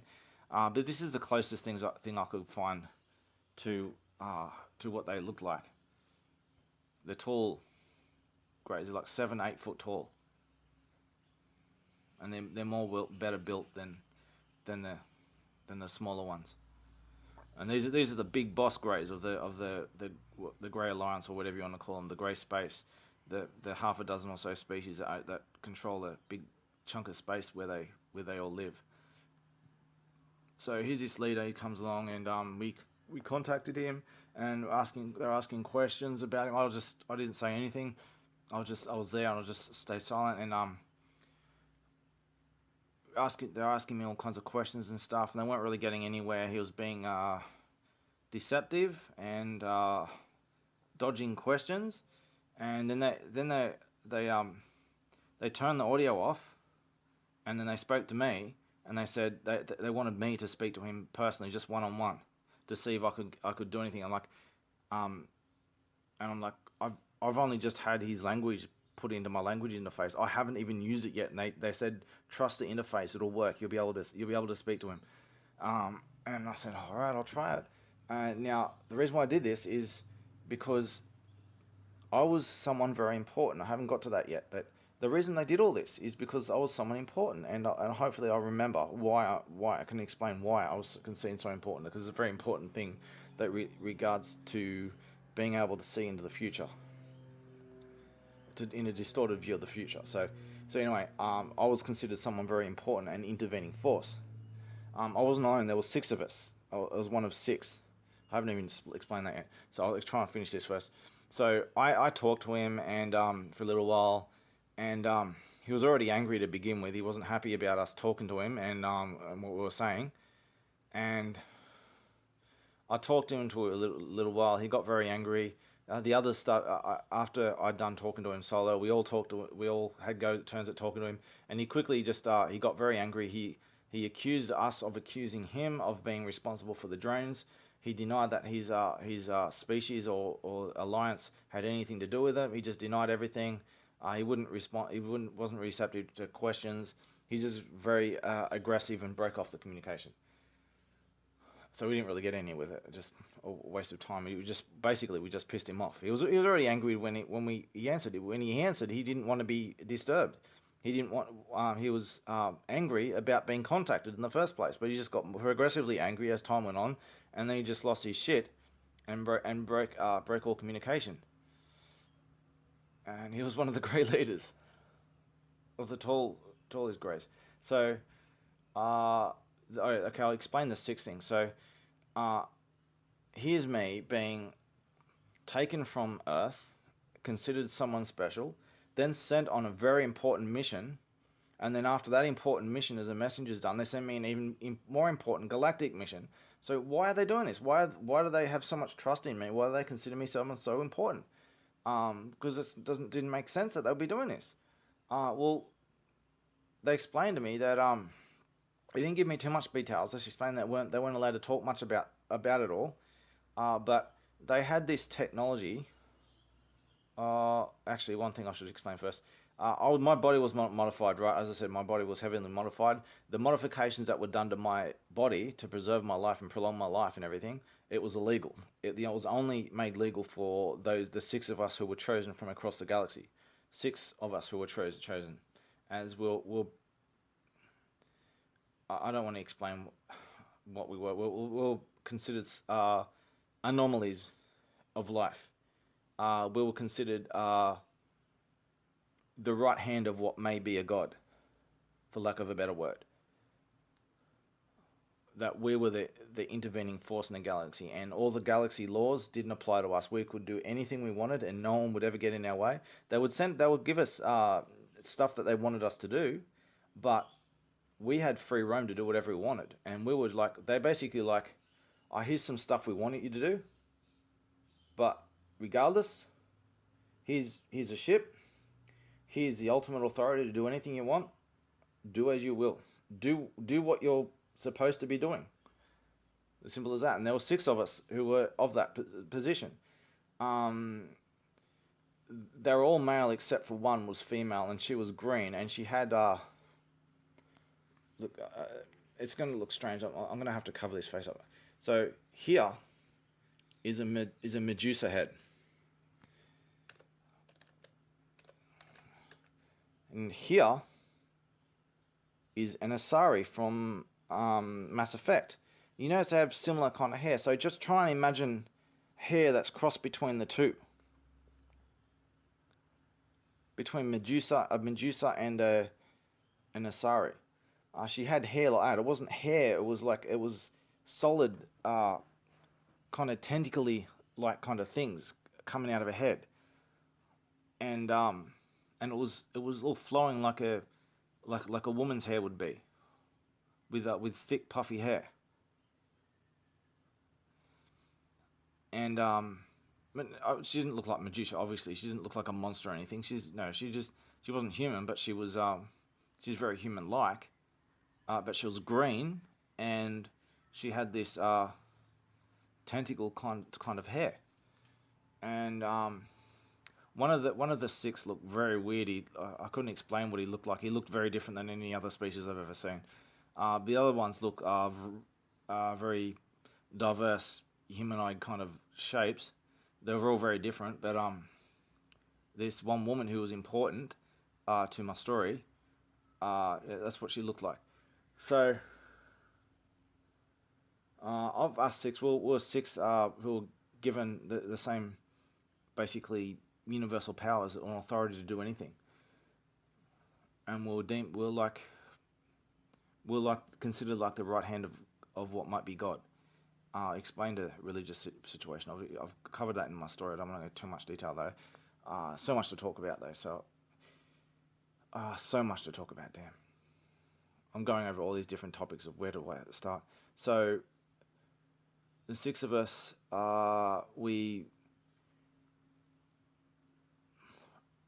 were very we were all very long lived because we're all modified and given this technology to preserve our lives. Now this life preserving technology and stuff that was done to us, it was illegal everywhere in the galaxy.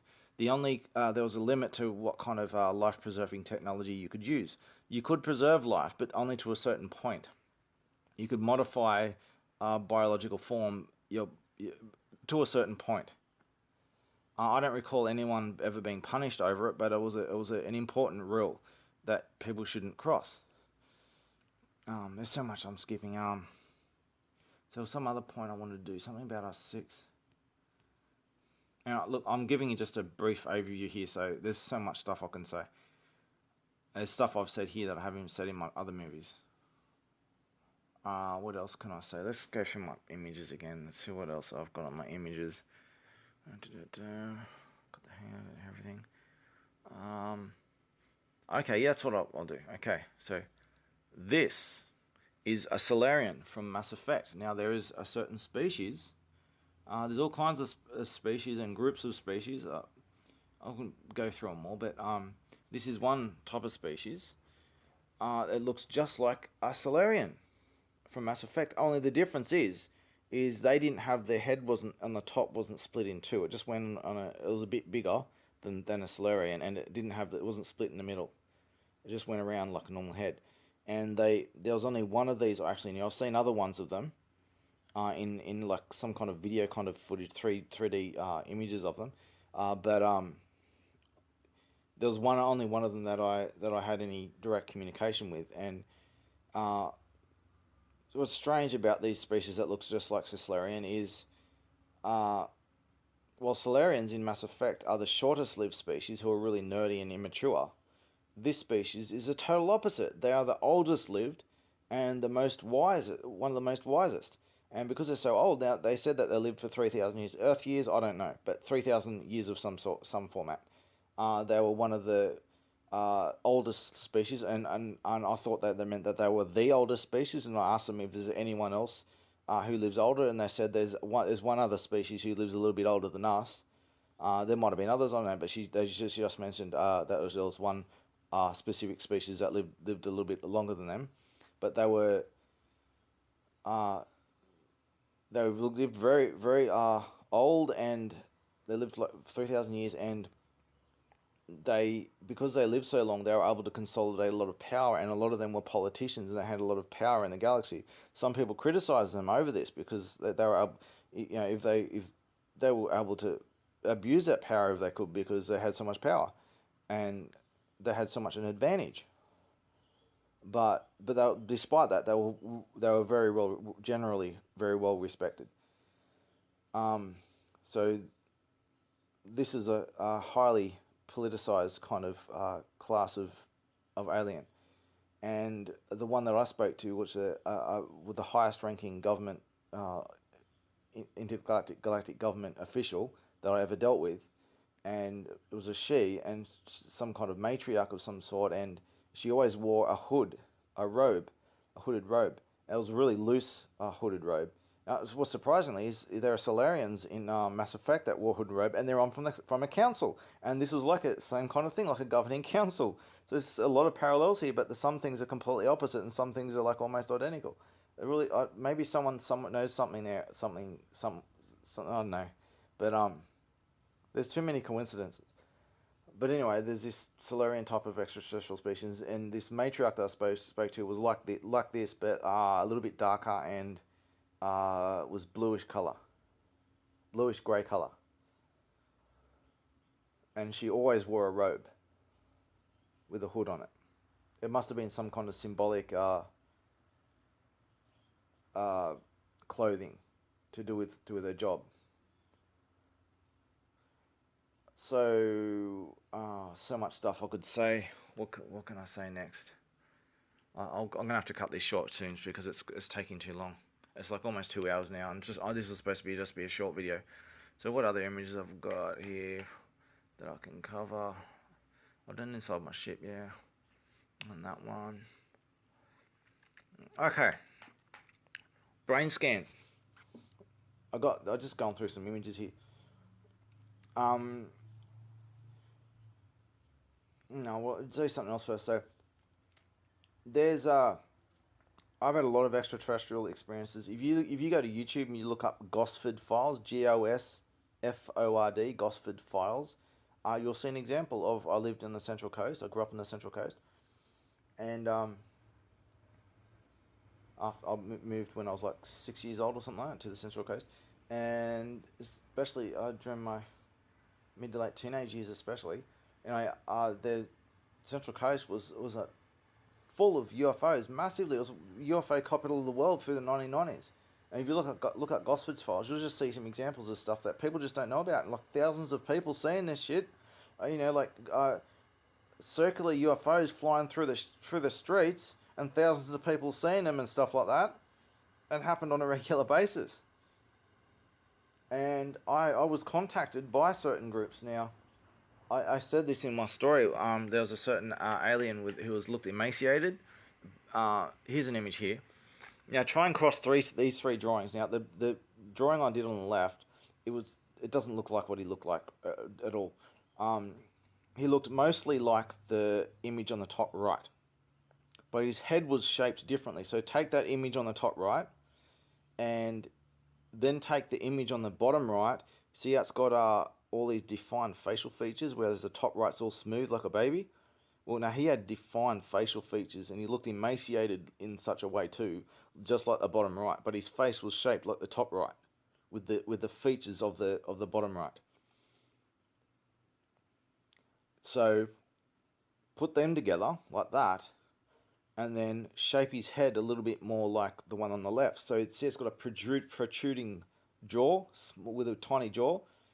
His jaw was the same kind of shape as the one on the top right with that roundy pointed end there and everything. But it was smaller, and it stood out as like a separate piece of his head compared to his skull. His skull was bigger, and his jaw was a lot smaller. It was tiny. So none of these pictures really similar. Just try and combine all those three pictures together to see what I mean. I drew that picture on the left just to try and show that his jaw was separate to the rest of his head. He had large eyes, but they weren't very large. They were larger than the humans, but they weren't like these massive bug eyes or anything like that. That's the extraterrestrial that warned me that certain ship was in the sky. The one that I end up seeing warned me. This is the one that warned me that they weren't looking for me and that I hadn't been discovered yet and I need to hide, and they did find me and stuff was under me. But there's actually a picture I have regarding that. I forgot all about that. Okay, so when this alien contacted me telepathically. Now I don't believe in all this psychic telepathic bullshit they say. Now every scenario that I've experienced telepathy regarding extraterrestrials, it's all based on technology. There's always technology involved in it. This is not just simple mind-to-mind contact. I'm not saying that telepathy isn't possible. It may well be, but there are certain things I've seen for myself that don't seem possible, but they are. But so I'm not saying that. What I'm saying is that all my experiences with extraterrestrials, when it comes to telepathy, have all involved technology. So this alien, what happened is I suddenly went blind after hearing this sound in the sky, and I was really worried about it. going back and forth in the sky like it was searching for something. I went blind, suddenly went blind, and then after that, I saw this image of this alien's head with his forehead right up against mine, and his mind was overlapping with mine. Some of his mind was overlapping with some of my mind. And it was a bit hard to tell who was who in different places. And he sent me a message uh, to tell me to hide and all that. And I decided he's intruded my mind. I'm going to probe him back. I want to learn more about him. And I tried to mentally probe him back, and I succeeded. And I managed to. He tried to fight me back a little bit. He was unprepared for me to do that, and he tried to resist me. And then I pushed harder, and I pushed so hard that I managed to be able to actually see through his eyes, and I was able to move his body. And I don't think he realized that I'd done this. I don't, because our minds were overlapped. I don't think he knew. He was able to know which was what was him and what was me. So I was able to see through his eyes, and he's staring at this screen on a terminal in a spaceship, a circular spaceship. So he's on this terminal. I'm looking at this terminal. So I decide I turn around. I made him turn around. I've turned him around and made him look behind, and this is what I saw. So you see there's portals all around the edge, these rounded rectangular portals going all the way around the ship, and in the center there was a round section which you couldn't get to, with a like some kind of tower of something in the middle of it, going all the way up to the roof, and so there's a circular walkway going all the way around the ship, with the edge was covered in portals, and underneath the portals was like a computer terminal going all the way around the ship, all these different computer terminals and stuff, and there was a few seats here and there and stuff. On the left, or in orange there was one of these aliens just like him, sitting down on a seat doing something. On the right was another one in orange, just crudely drawn in orange. He was standing up and he was fiddling with some kind of tool. And so I've spun him around and making him look behind him, and I'm seeing this. This is what I'm seeing. And as I'm sitting there looking at these two, the one standing up, he just stops what he's doing and looks at me like, "What? What's wrong? What are you looking at me?" And he looks at me for a second, and I'm like, don't know what to do. And then he just goes back to what he's doing. So he's suspected that something's wrong. Like, why have you turned around and look at me suddenly? And he's like, meh, I'll just go back to what I'm doing. So he was alerted to something wasn't right, and then he's just dismissed it. And then after that happened, I think this alien who I'd taken control of his body, he must have realized that I had done this, that it wasn't him doing this, that I had done this, that I had gained control of his body somehow, and he turned himself all the way back around. There was no resistance here. When I had taken over his body, I wasn't fighting him. I don't think he even realized that I was doing it. He might have thought that this was him and not me. So he's realized that I'm doing this, and he's gone, oh shit, and then he's turned around, gone onto the terminal that he was on. He's pressed something on the terminal, and suddenly I'm kicked back into my body, and with his head against me again. And he repeated the message again. And this time I acknowledged his message, and I said that I'd try and hide, and then he disappeared, and then I got my sight back. And then other stuff, then they did find me, and stuff happened. That's a limb. My story is too much off topic to explain what happened. There's a lot of stuff that happened to me, tons and tons of stuff. There's stuff that I've got a lot of witnesses for, you name it. In fact, I'll just pause it for no, I'll do that later. I'll just remember to do that later. So, here is an image of what the ship looked like with the audio. Just let it play for a minute.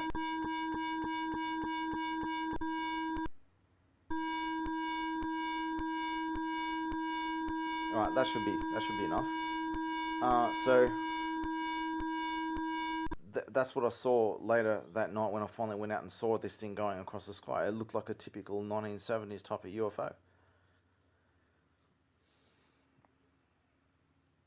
and that was the one. That wasn't this ship that I've shown here. Just before, this was the ship that had actually discovered me. Another ship.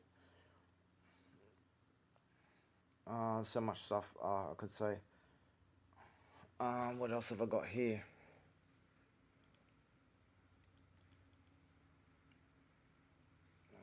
I've gone through most of that anyway. So my brain. There's just one more final thing I want to say. So I've said a lot of strange story here. Uh,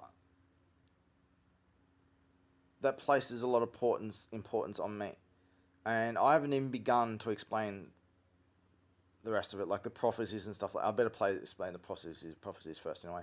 But this is not some kind of ego fantasy or anything like that. You get to know me, you realize I'm not. It's just not. I'm not like that at all.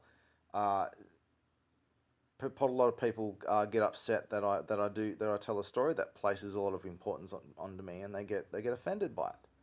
That's their ego talking, not mine. I don't have an ego. But nonetheless, I'm important to this story, and there's a reason why. So the prophecies and stuff. So I first need to explain their ability to tell a future. Now, the politicians, there's certain technology that's outlawed. There's the life preserving technology was outlawed. There's another technology that's strictly outlawed, which is technology to see into the future. So what they explained to me is that they had some way of being able to see a very distorted image of the future, and they used technology on top of that to make that image clearer into something they could use. So whatever the method they had to see into the future, that wasn't technological, but they used technology on top of that. So this may be something to do with what people call remote viewing, or something related to something similar to that. I don't know. Some kind of telepathic or thought access to information in the future. I've experienced some of this stuff myself, so they didn't tell me the details of that. Only that they used technology on top of that, enabled to see an image of the future that they could use, and they were able to see into the future, not fully, but with technology they were able to do a lot with the future, and they were able to see problems that would arise and what to do with it. Now, they explained to me that I was so important to them because they had seen me in the future, and that I was someone very important and critical to the what would become of the galaxy. And they said they couldn't tell me all of it. That it's very important, and this is why they entrusted me with everything that they did. And this is why they sent me on.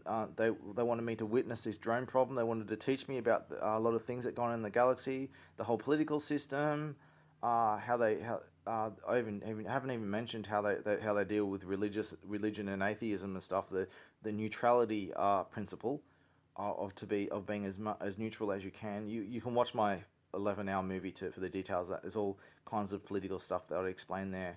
There's tons of stuff. I couldn't bother take time. It took me hours to go through it all. But they were purposely teaching me and showing me all the ins and outs of the galaxy. This was what this was all about. So that they would do this for a time, and then th- uh, then I was to do something in the future, very important. Um, so one time, about 2,000 years ago, I was going by. I was traveling, and I was near Earth, and it wasn't. I didn't have to go anywhere in an emergency or anything. There's no rush, and I was going near Earth, and they didn't want me to go near Earth, but I still had the right to, and they wouldn't stop me, and it would they might be a little bit unhappy about it, but wouldn't be a big deal. So I decided it's been a long time. I want to return. I just want to see. I had to take a brief visit, and I took a brief visit, and that was about 2,000 years ago.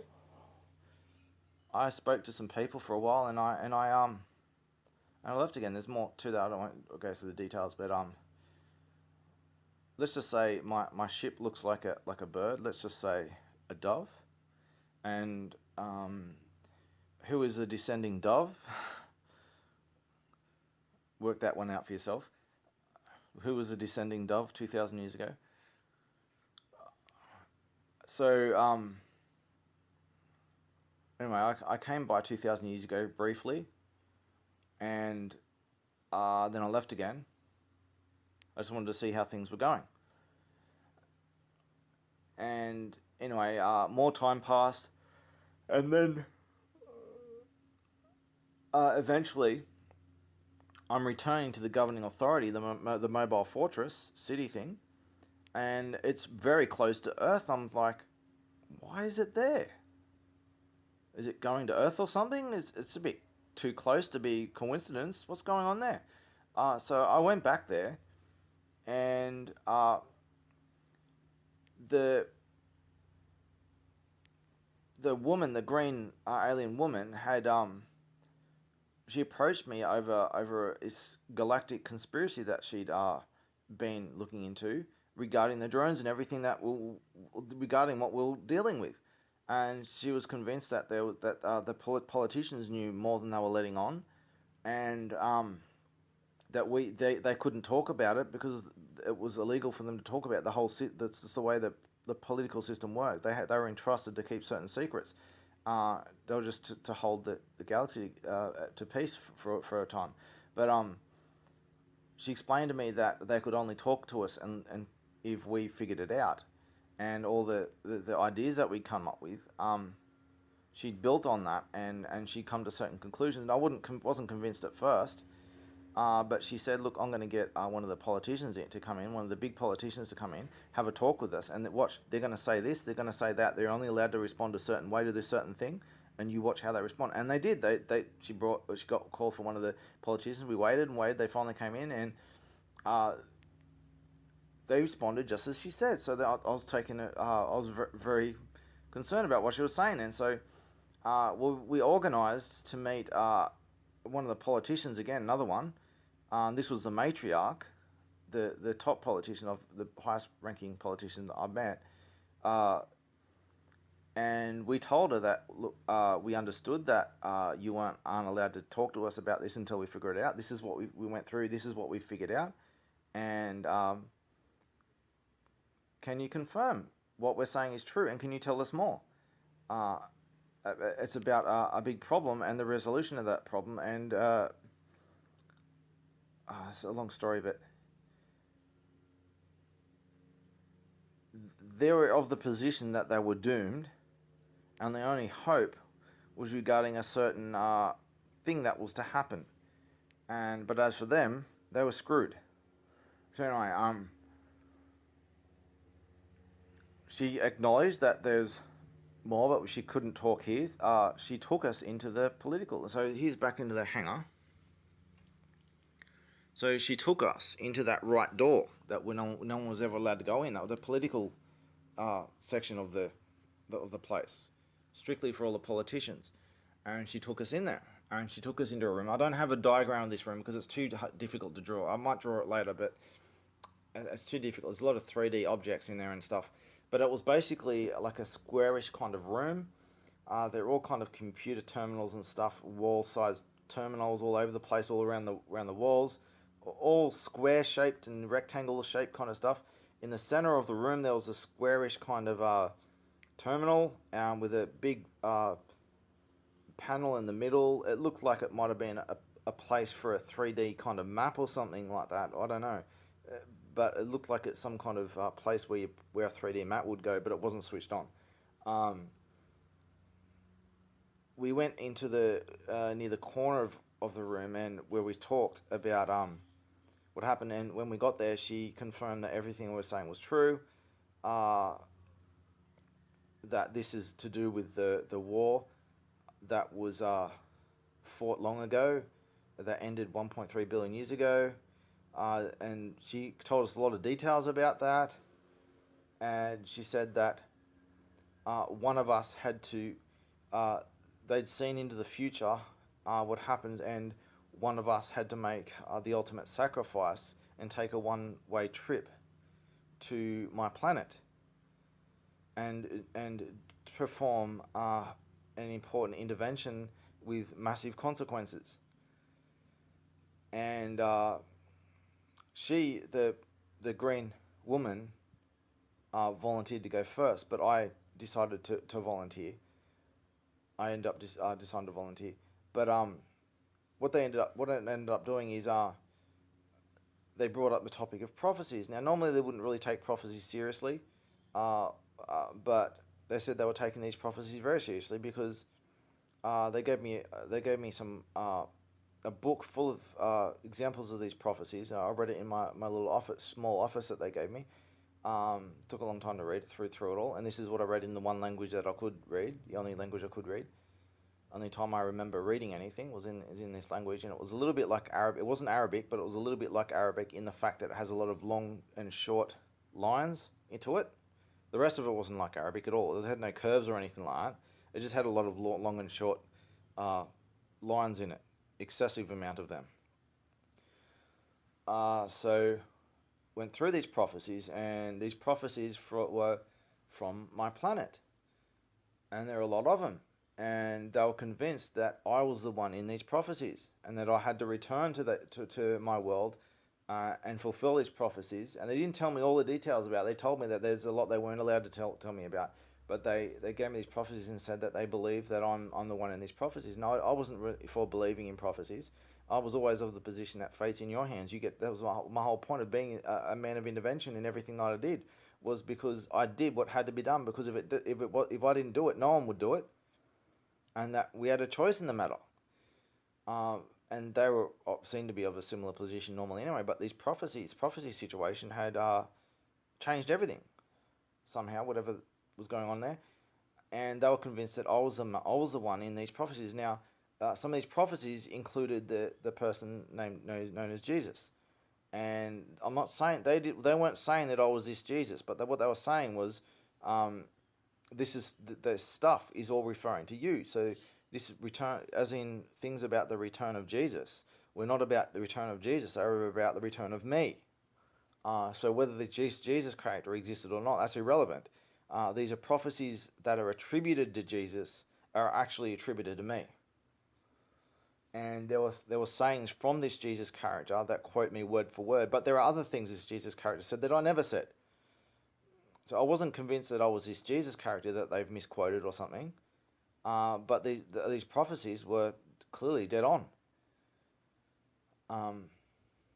There's so much I could say there. I'll just give a brief overview. I later became aware of even more prophecies, and if you go through my movie, you'll see a 2-hour video of prophecies. You want to try and I challenge anyone to try and refute me on that, on my prophecies. It will blow your mind. So they were convinced that I was the one referred to in these prophecies, and that I had to go down to this world, in a one-way trip. The Green Woman was the one who volunteered in the first place to go down, because she was the one who discovered the problem to begin with. But I was the one who came from this world, and I had taught mankind along the way, and I was partly responsible for everything that had happened. Not the bad stuff, but all things that corrupted teachings of my own teachings being corrupted by the ideological virus from those aliens from 13,000 years ago. The biological problem was fixed, but the ideological problem continued. All the ideological viruses that were passed on to mankind, they stayed with mankind, and they just kept resprouting and progressively becoming worse and causing a lot of genetic corruption as a result. So all this stuff, all these ideologies of mankind were based on a corruption of my own teachings, going all the way back from 13,000 years ago. So I chose to be the one to make the trip.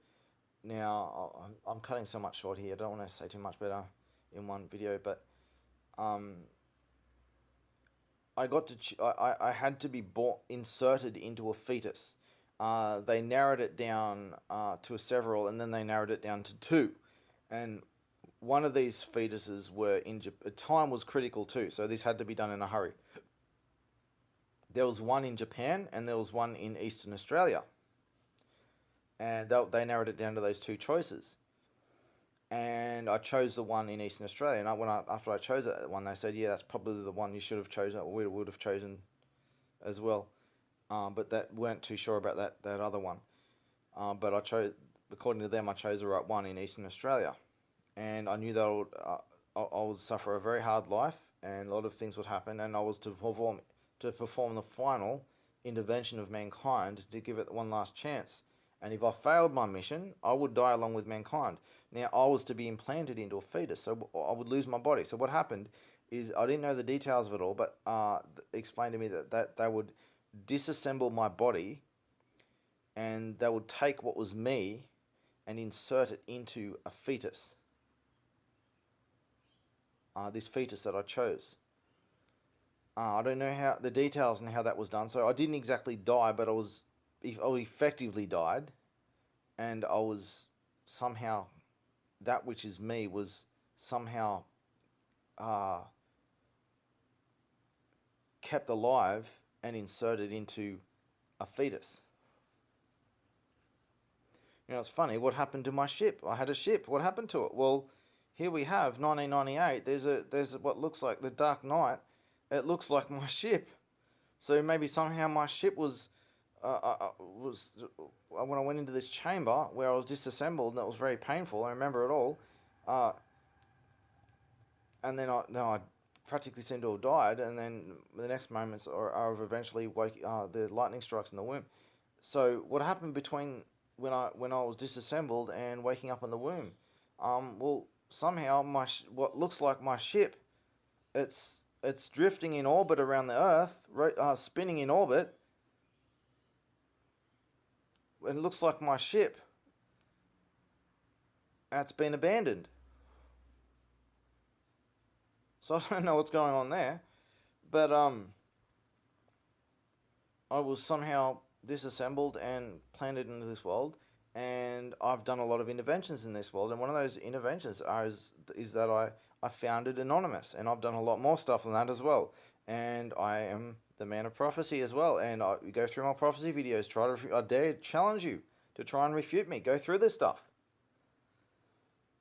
So I've given you a lot of drawings and stuff here, but in this video I haven't given any evidence. I've given some loose evidence, no direct evidence. So I've got one good example of evidence I'm going to put in this video, and I've done a video covering this evidence. So one of the most ridiculous claims you can make is to say, I might have an alien implant in my brain, or I've got an implant in my brain regardless, right? So a lot of people who talk about having extraterrestrial involvement talk about having implants. I said that in the past, in my before I was disassembled, I had implants and stuff like that, and then I was inserted into a fetus. So obviously, whatever I was before is not the same, and only some of me's been transferred over. And they promised me that I would remember at least enough that I would be able to do my mission. And I've remembered a lot of things. I don't know how much I haven't remembered because I've forgotten it all, but I've remembered a lot of things. So check this out. Now, this is one of the images, a 3D scan, a CT scan of my brain in, I think, 2007. So if you can see, this is my shape of my face, and you can see in the center of my brain. This is cutting through about the middle of my head. This is one of a whole animation of images, but this is a good one here. So you can see there's something in the center of my head. It's three of them, actually. Three objects in my head. So look at this. Here's it zoomed in. Now, I don't know if you'll be able to see this in good detail in a video, but you can see some strange objects with right angles on them, geometrical kind of shapes. And there's one of them has two prongs sticking out of it, and there's you can just make out an encasement of some sort in an oval shape, and these two prongs that stick out of the backhand device, these two prongs penetrate the edge of the encasement, and they're inserted into my basal ganglia, and my basal ganglia is responsible for unconscious and long-term memory.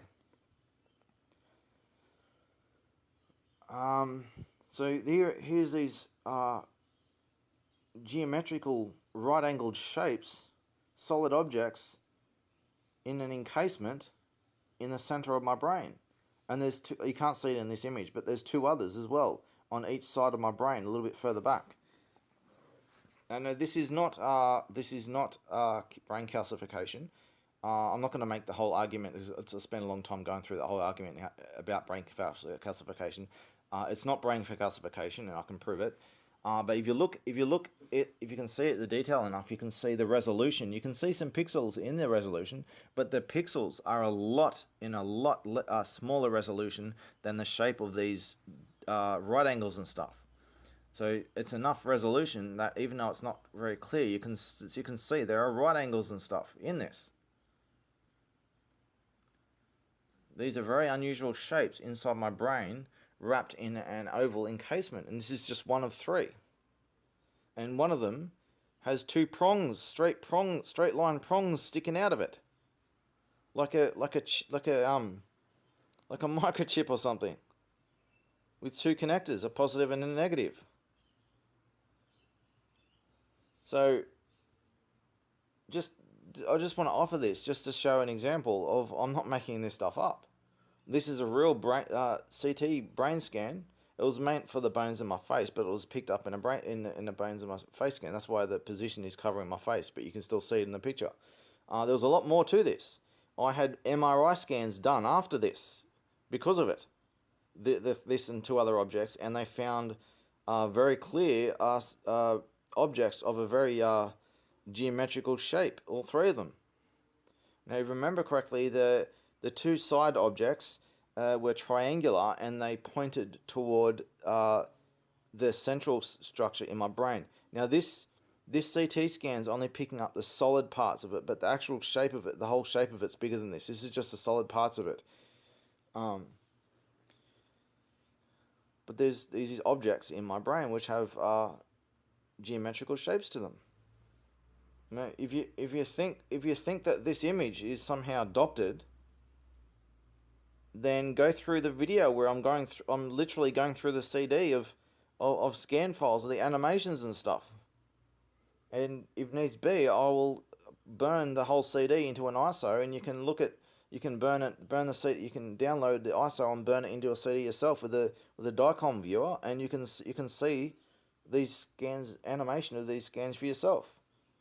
These are very real. So I'm not saying that I know what these are.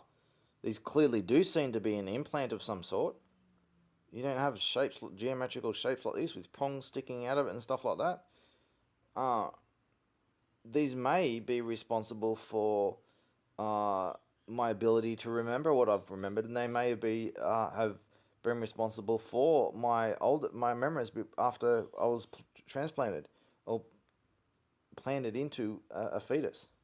They did say that they would make sure that I was able to remember enough of what I was in order to fulfill my mission, and maybe this is some kind of implant to ensure that. But there's a lot that goes on. There's a lot with my body that's unusual. I don't even have the full set of vertebrae. I've got less vertebrae than everyone else has, and I've got larger shaped vertebrae in their place, in a very different shape. There's a lot wrong with my body, and because of these implants, now, as I said, I had an MRI done after that because they saw this stuff in my brain and they wanted to look further into it, and they found an MRI, and they freaked out, and they said, every now and then we come across something like this and we're not allowed to talk about it. That's what they said. But after that, and from other anomalies with my body, I was offered a shitload of money by all different kind of research and pharmaceutical kind of companies in Europe, offering me obscene amounts of money to have a one-way trip to Europe and be their guinea pig and let them experiment on me and study me, and then when I die from their experiments, to cut this stuff out of my brain and look at it themselves. When I was kidnapped and tortured by the government, they did scans of my brain then too, and they saw these things, and they wanted to try and remove one of them to have a look at them. That's what I said in my story. George Slominski, the lying psychopath piece of shit, he tried to put a knife to my head, but he couldn't get approval to do it. He wanted to look at one of these objects in my brain.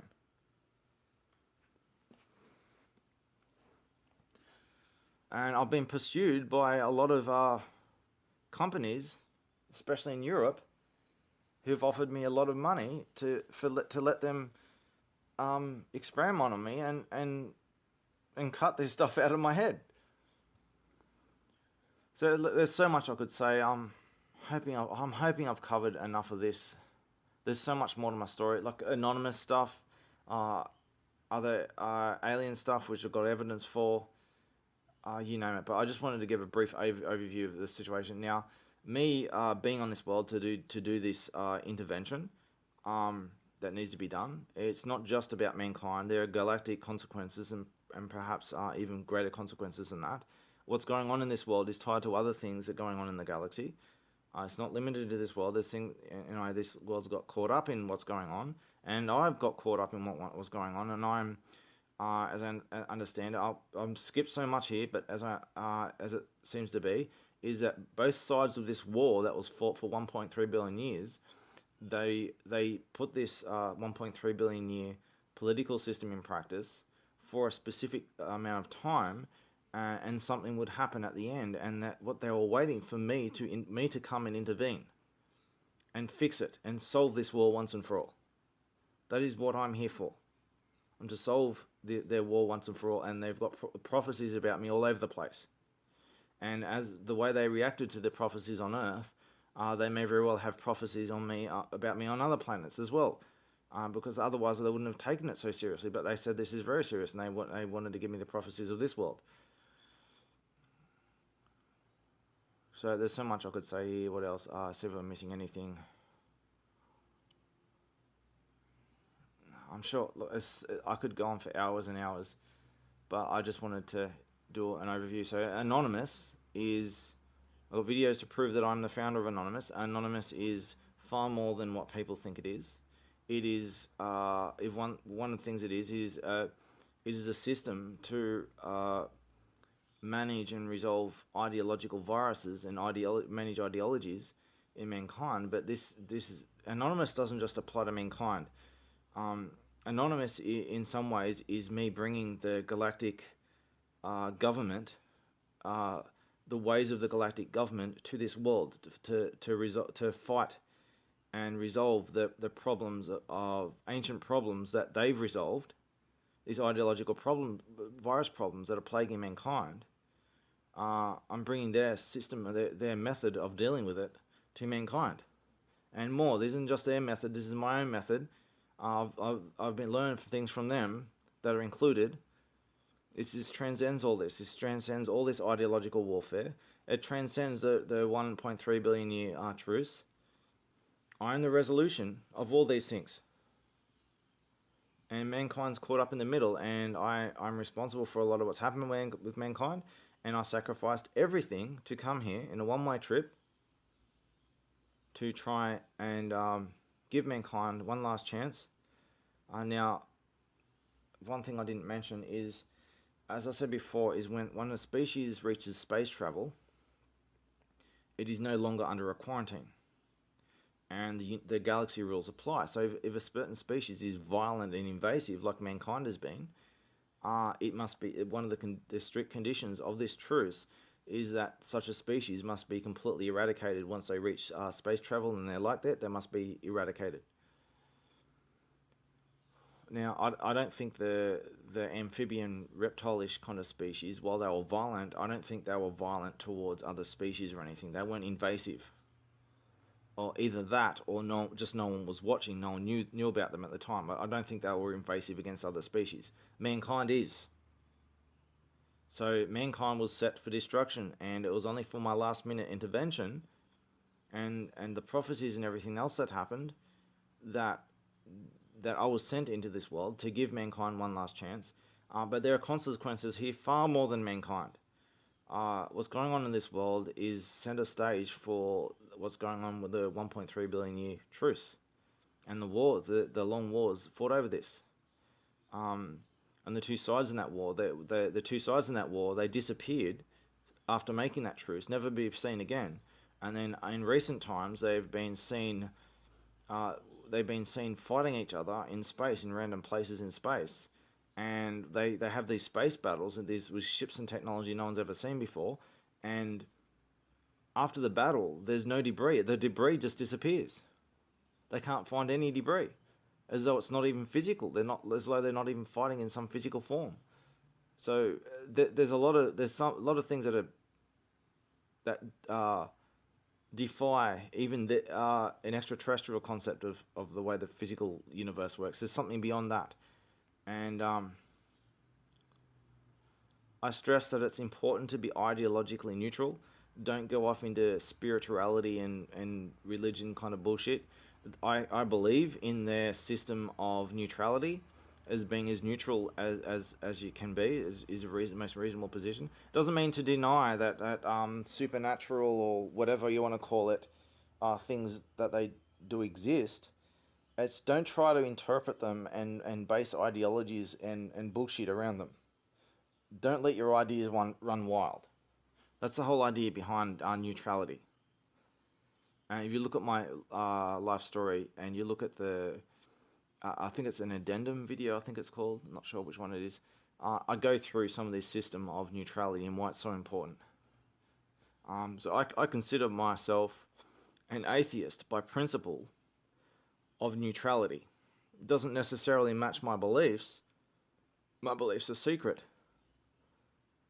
A lot of my knowledge is secret. But I take the position of an atheist by principle.